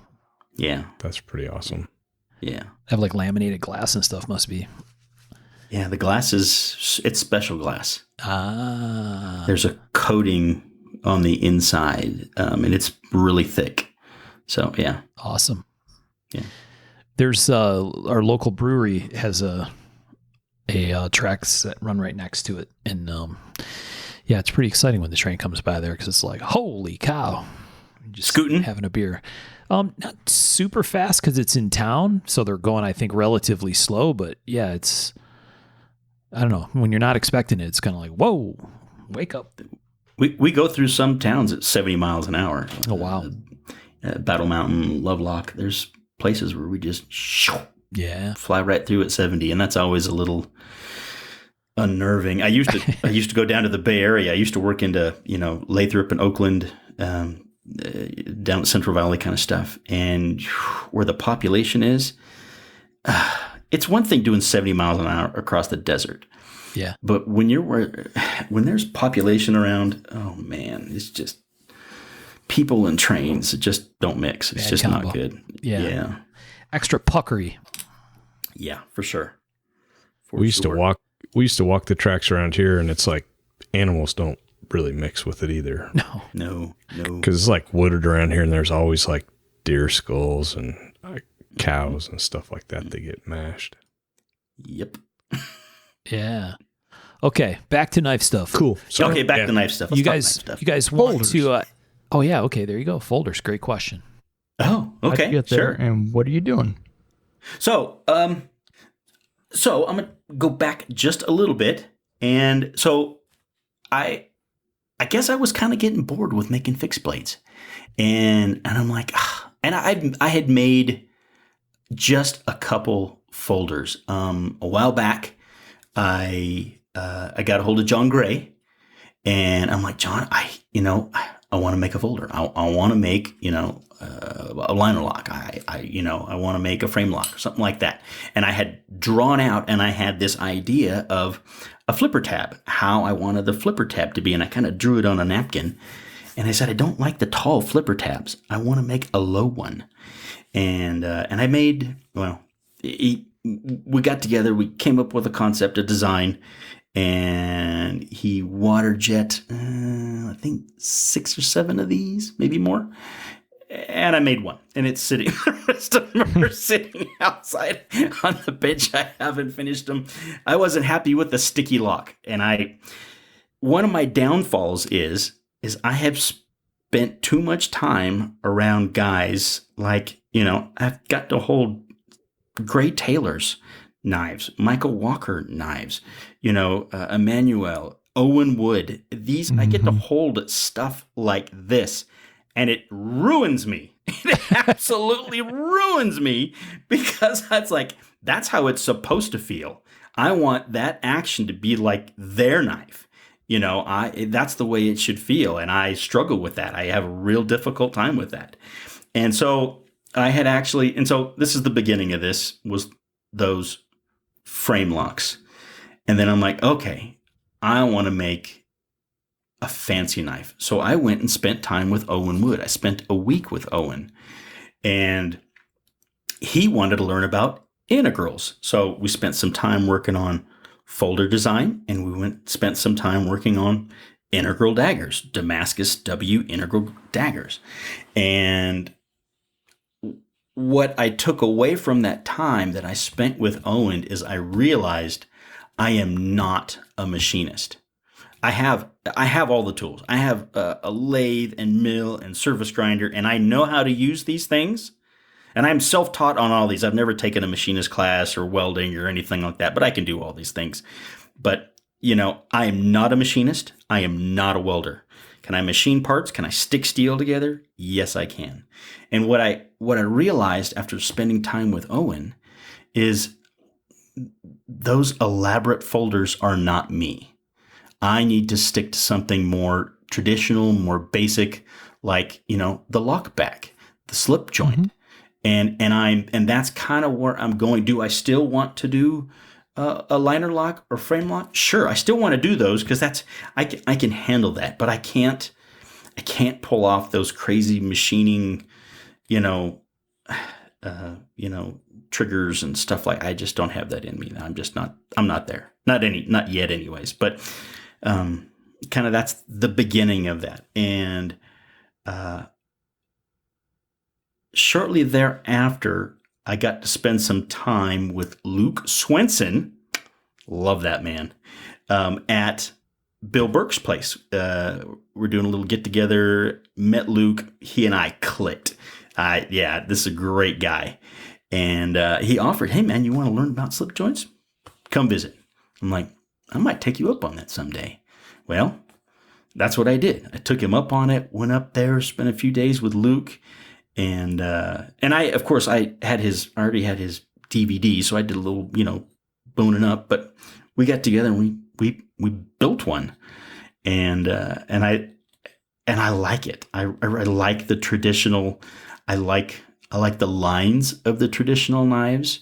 I like the action very much.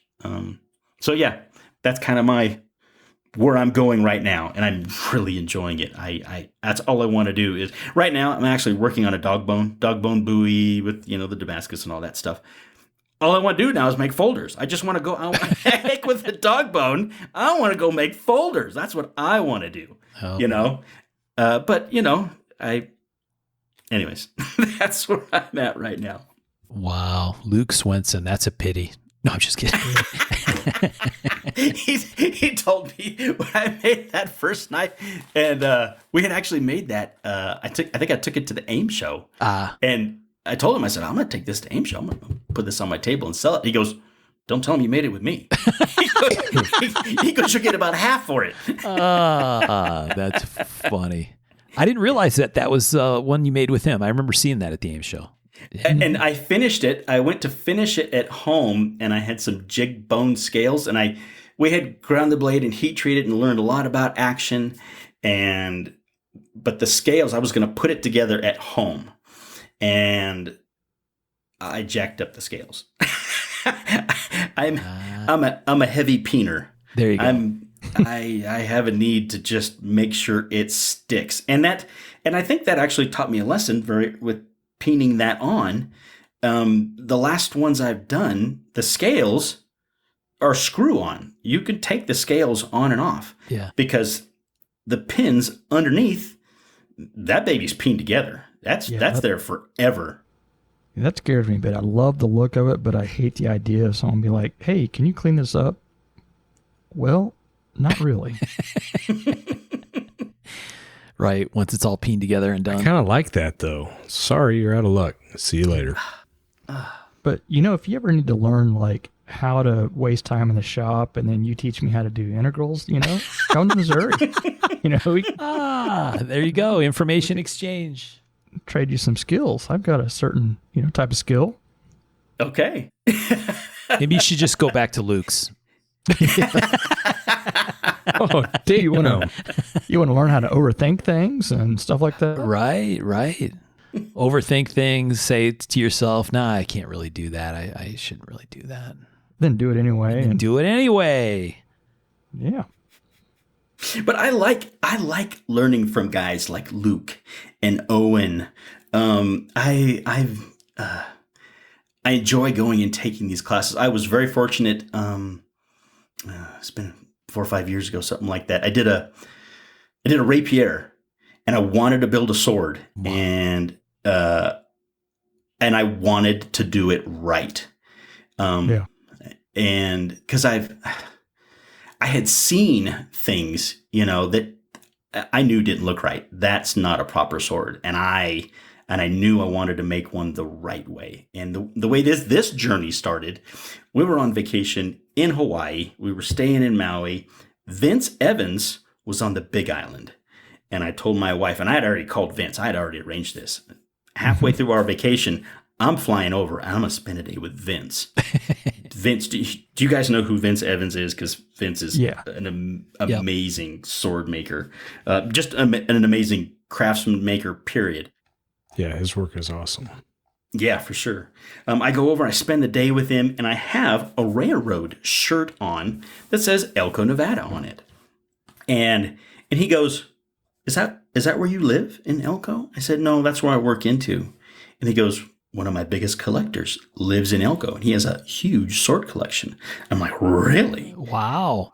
And I'm like, this is serendipitous. This is fantastic. So I go, do you think you could introduce me to him? Maybe, on one of my trips, I could stop by and, visit with this man. He's like, sure, yeah. By the time I've left Vince's, I already have an email from this man saying, anytime you want to come by, you let me know. And so we figure out a time that works for us. I show up and we go down into the basement. He's got these 2 huge safes. And one is primarily filled with modern day interpretation. And then the other one is filled with originals. And he starts taking these pieces. These are mainly rapiers, longswords. There's Japanese inspired. There's all sorts of stuff there. But he is giving me a history lesson on all these things. It's just amazing. He is just filling my head with all this great information. And I'm getting to hold real swords that were used. And the one thing he's not so much preaching it, but I'm picking up on is how fast these things are. These are big. These are 3.5 foot long blades, and they're crazy fast and light. And halfway through our day, he goes, go in the bedroom around the corner. He goes, there's a sword up above the bed in there. He goes, do me a favor and just go pick that up. And I go in there and I grab this thing, and it feels like a boat anchor. He goes, so I came back in. He goes, what did you notice? And I'm like, that thing weighs a ton. Wow. He goes, that's a modern day interpretation that somebody, they hadn't done their homework, and this is what it should feel like. And I'm like, oh, okay, cool. And then he turned me on to several different books on rapiers and stuff like that. And this is all due to St. Charleston and I did a collaboration for a Mangosh a couple years prior. And now we've been talking about wanting to do, a sword, a rapier. And he actually went and studied at, there was a museum over in England is where he went. I can't think of the name of it right now, but I went and did my homework with this guy, learning from him.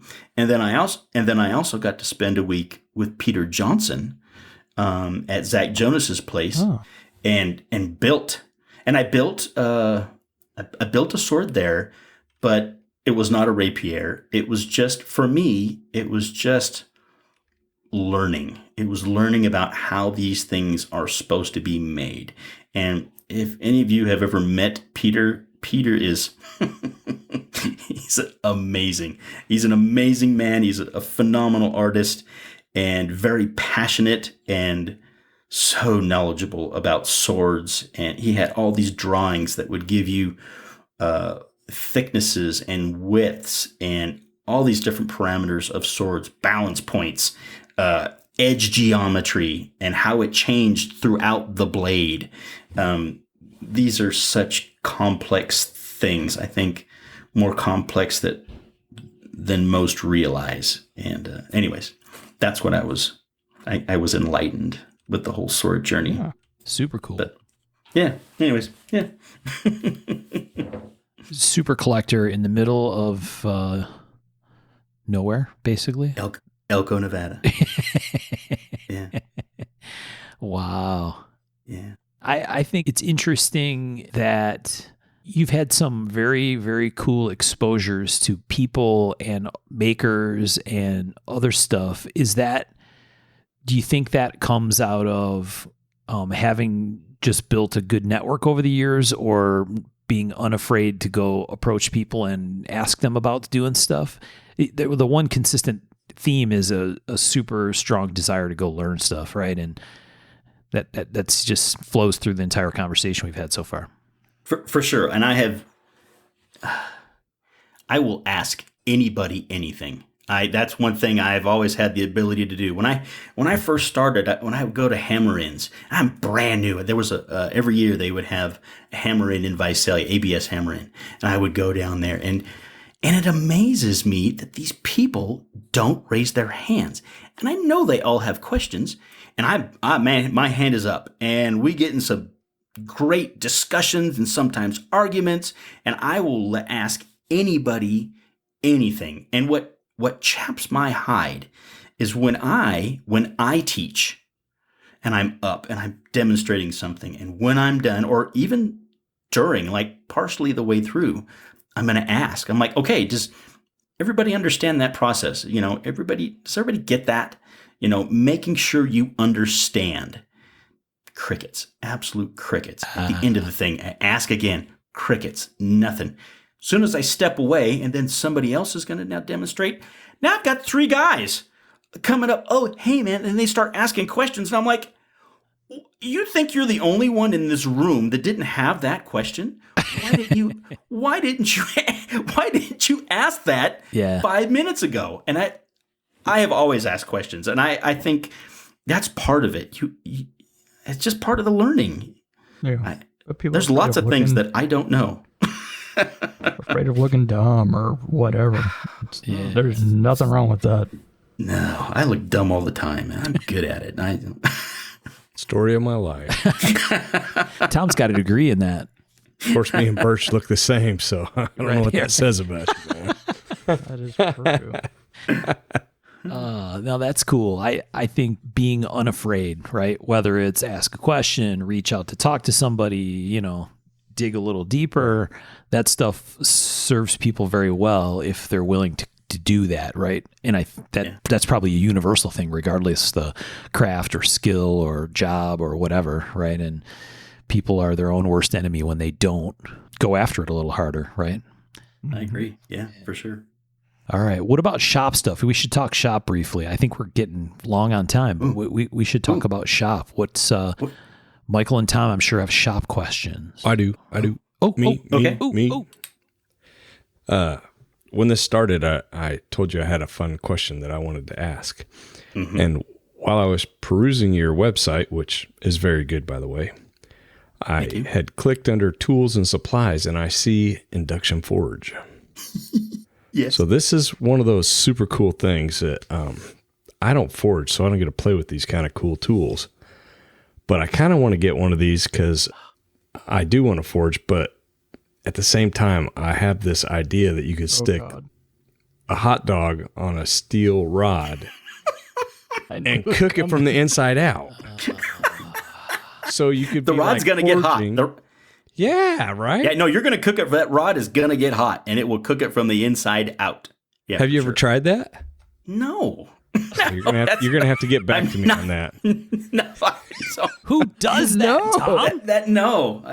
That I have no desire to do that whatsoever. No. Son of a! I gotta find somebody else. Sorry. Seems As like soon a as you great said idea. induction forge, I'm like, please don't say it. Please don't say it. That's it. That was your question about induct. That's it.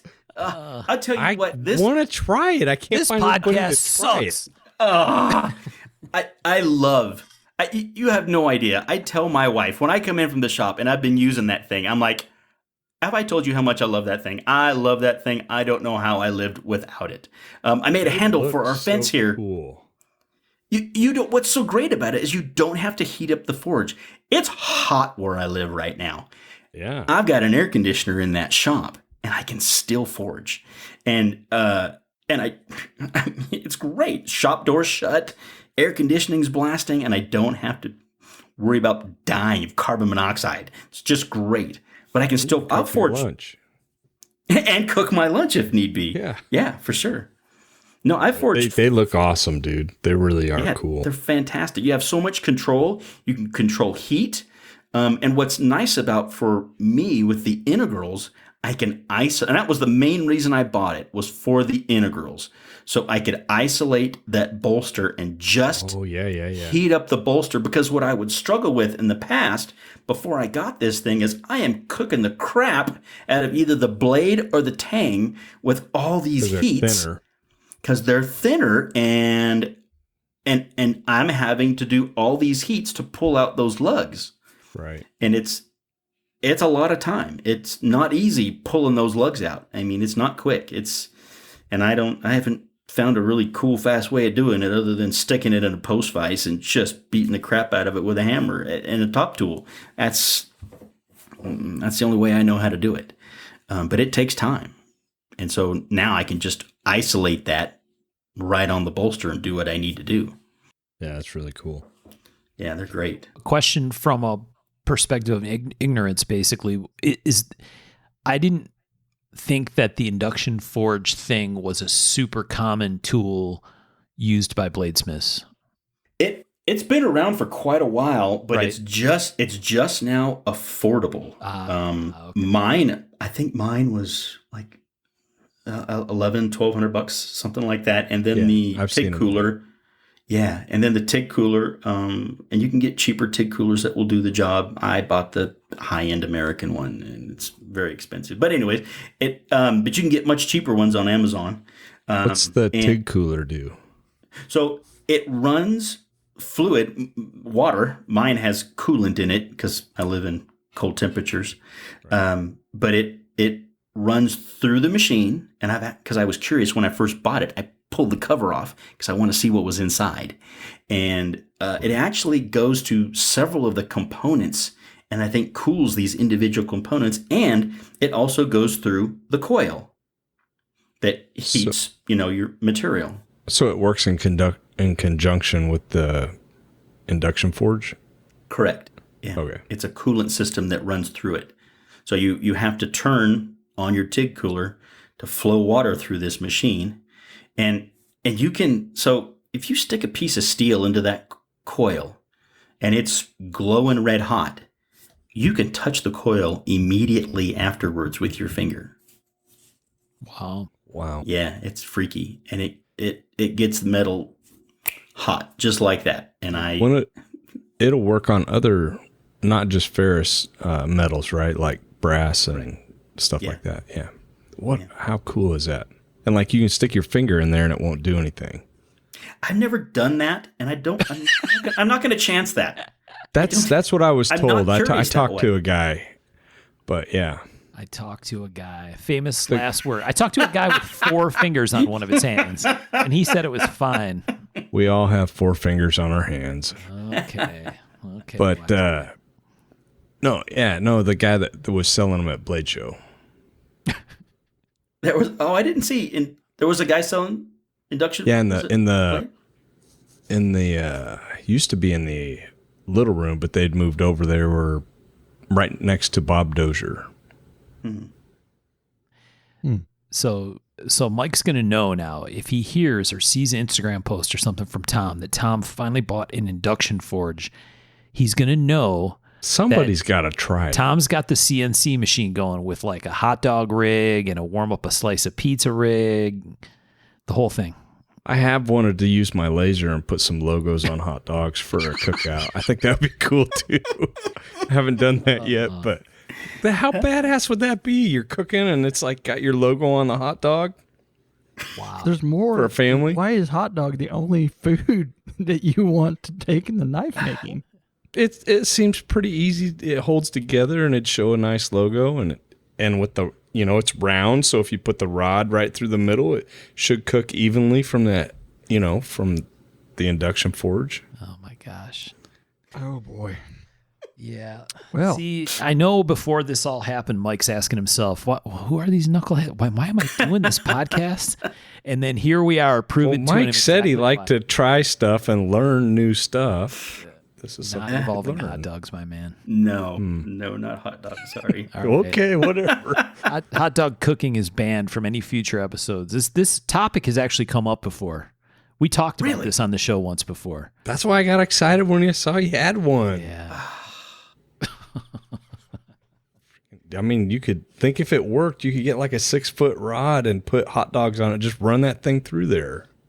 This is cook for the whole shop. This came up in a shop talk episode or a what do I want to get next for the shop kind of conversation. I think it was a Blade Show.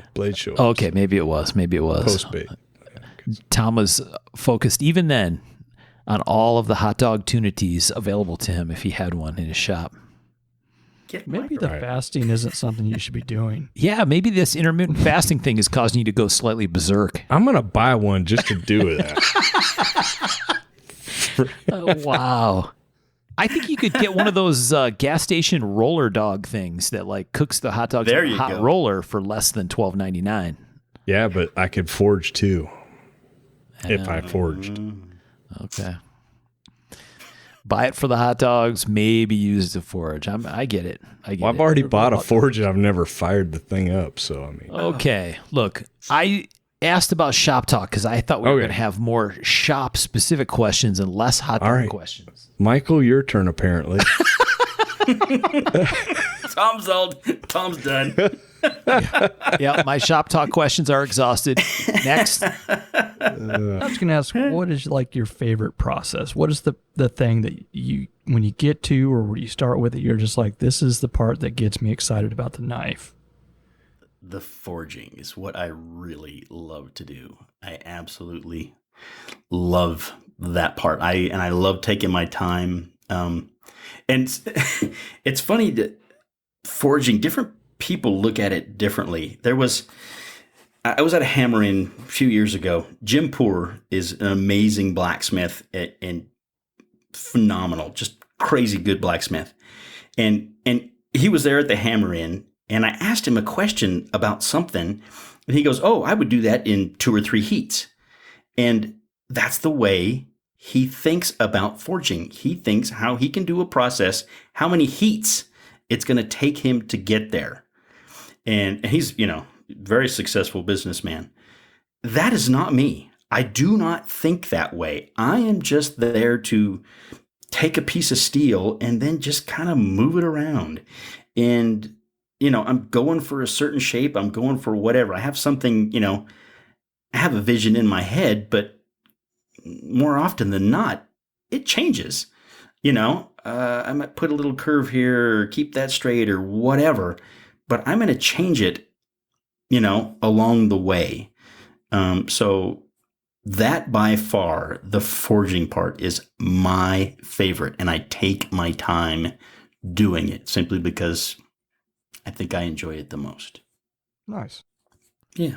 It's interesting to think about that. That's something I never really thought about before. The idea that you can change where it goes basically on the fly.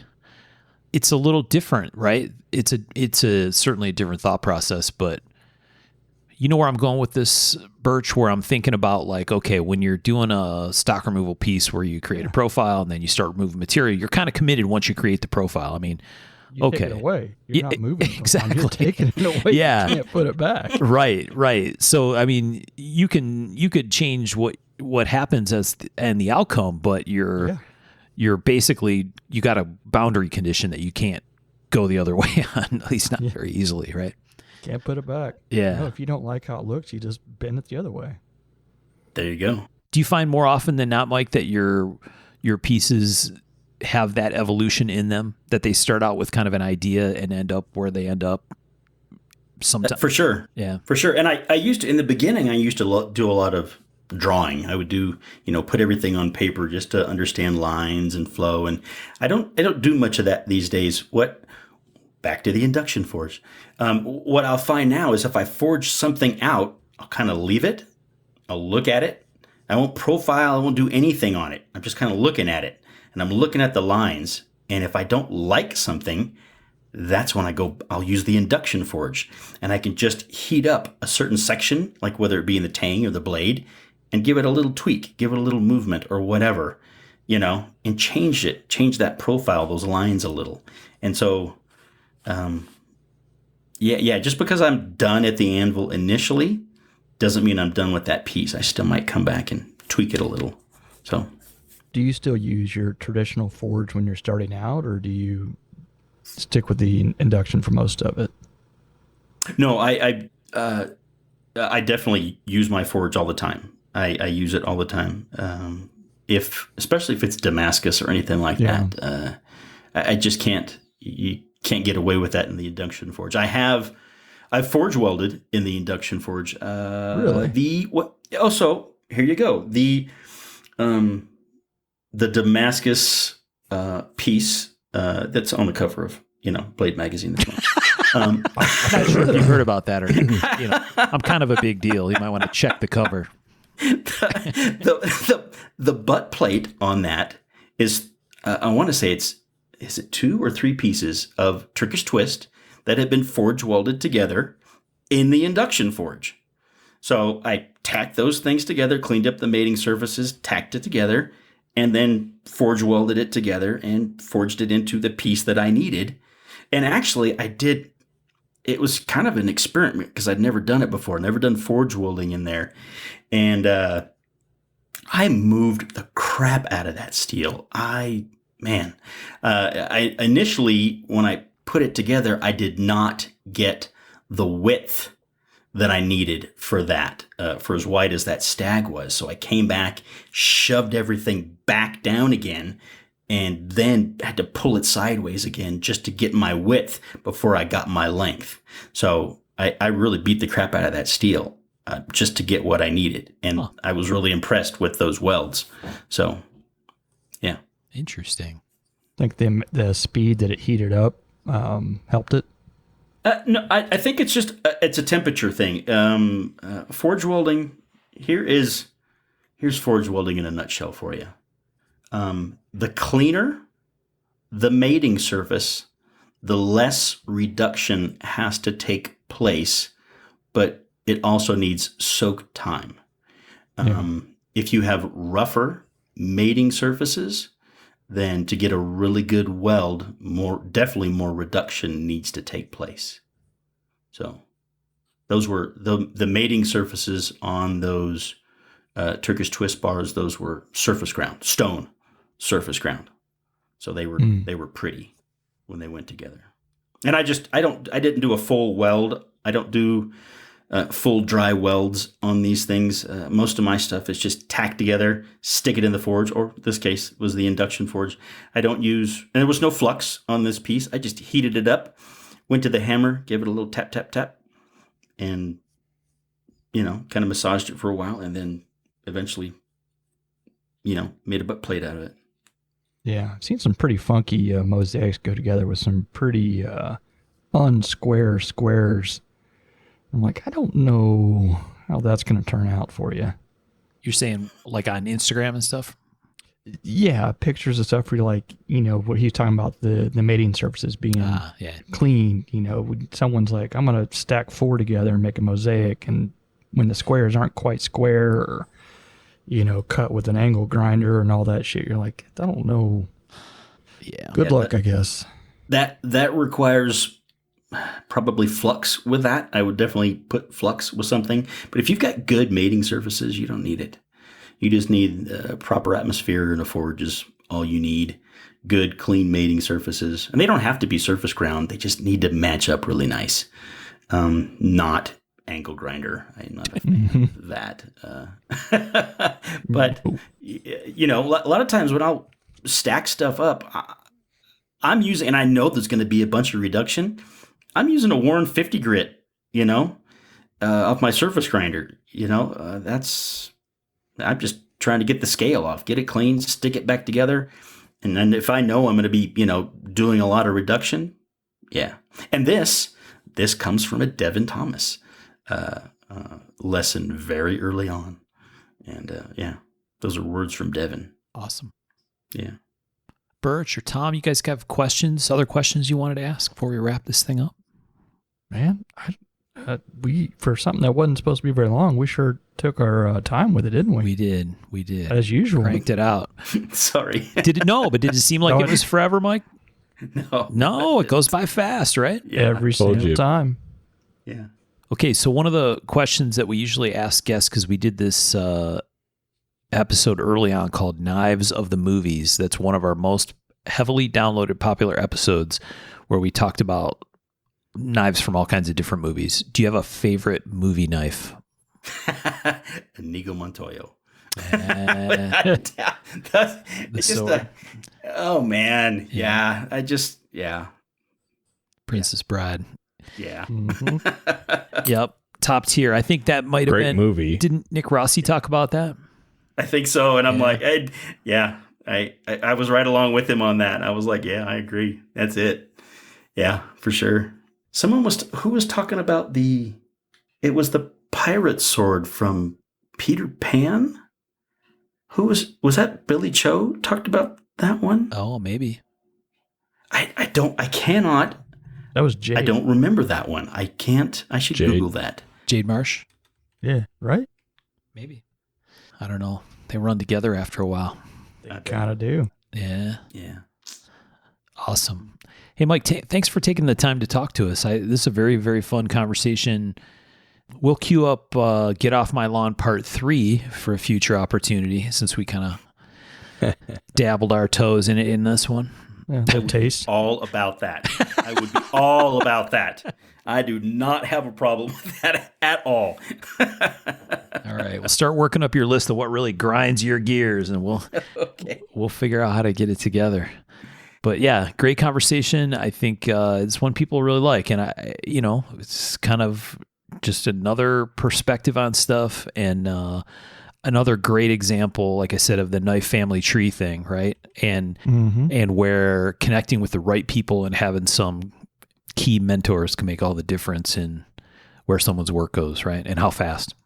For sure, without a doubt. All right. Well, I think to our friends at home, thanks for listening and sticking with us. Usually this is where we make some comment about nobody's listening at this point. There's over 2 hours in. No one's still listening to this show. No way. Not a chance. Yeah. So thanks to our friends on Patreon for your support. We really appreciate you sticking with us. And to George has been with us for a long time, and he's running out the end of the season with us, which is awesome. So thank you, George. And for folks, I know you're not a Facebook guy, Mike. So where can people find you on Instagram? What's your Instagram? Quesenberry Knives. Okay. So we have a Facebook group where we have listeners that join us, and it's kind of cool because we share pictures and talk about episodes, and sometimes we ask listeners to post and share stuff with us because occasionally we're trying to remember something and we can't exactly remember a name of a maker or a specific piece, and sure enough, our listeners are awesome. Out of nowhere, someone pulls out some photo or a name or shows a great example of something that we talked about, and that's really cool. So we'll put your Instagram information in there and point out some pieces of yours that we really, really have enjoyed and talked about on the show before. So thank you very much. It's really been an honor. I really appreciate this. It's been great. Oh, you know what I wanted to ask? I almost forgot. So the project that Michael talked about that your wife is doing with the barrel of sadness knives, the 5-gallon or 10-gallon pails of broken dreams project. What is that all about? What's she doing with it? There's a fence on the side of our house, and there's these 2 openings at the top. And she wants to frame these things out, and then put them up there as art. Ah. And it's on one side of our backyard, and that's where these will end up. And so she's kind of going through the layout of these, and Okay. Yeah. If she doesn't frame them, it's more of a deterrent. Just kind of stick them up. Wow. There you go. That. I like that a lot. I think I have guns for that. That's right. We have other deterrents. No, don't you worry. Sharp knives. There you go. There you go. If people check out Mike's Instagram feed, definitely check out that fence. Mike has the most baller fence around his backyard I think I've seen in a long time. It's beautiful. Absolutely stunning. The wife. That was all the wife. That was her idea. So yeah. It's fantastic. It looks gorgeous out there. Yeah. Thanks. All right. That's it. Thanks everybody for listening. We'll talk to you next time. Thanks all. Thanks everyone. Thank you.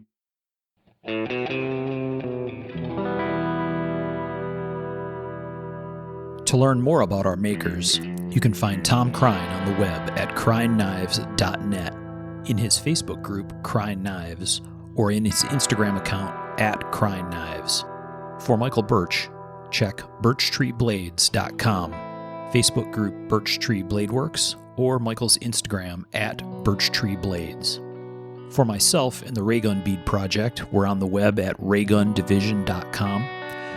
We have a Facebook group called Raygun Division, or my personal Instagram @msteiner. For those interested in photos, references from the show, or some discussion about the show itself, you can find us on the web at markofthemaker.com, in a Facebook group called Mark of the Maker, or on our Instagram @markofthemaker. Last but not least, the ultra cool and haunting background music we use for the show is a piece called Noir Guitar by Stevie's Amp Shack, found at the Free Music Archive and licensed under Creative Commons CC BY 4.0. Thanks for listening.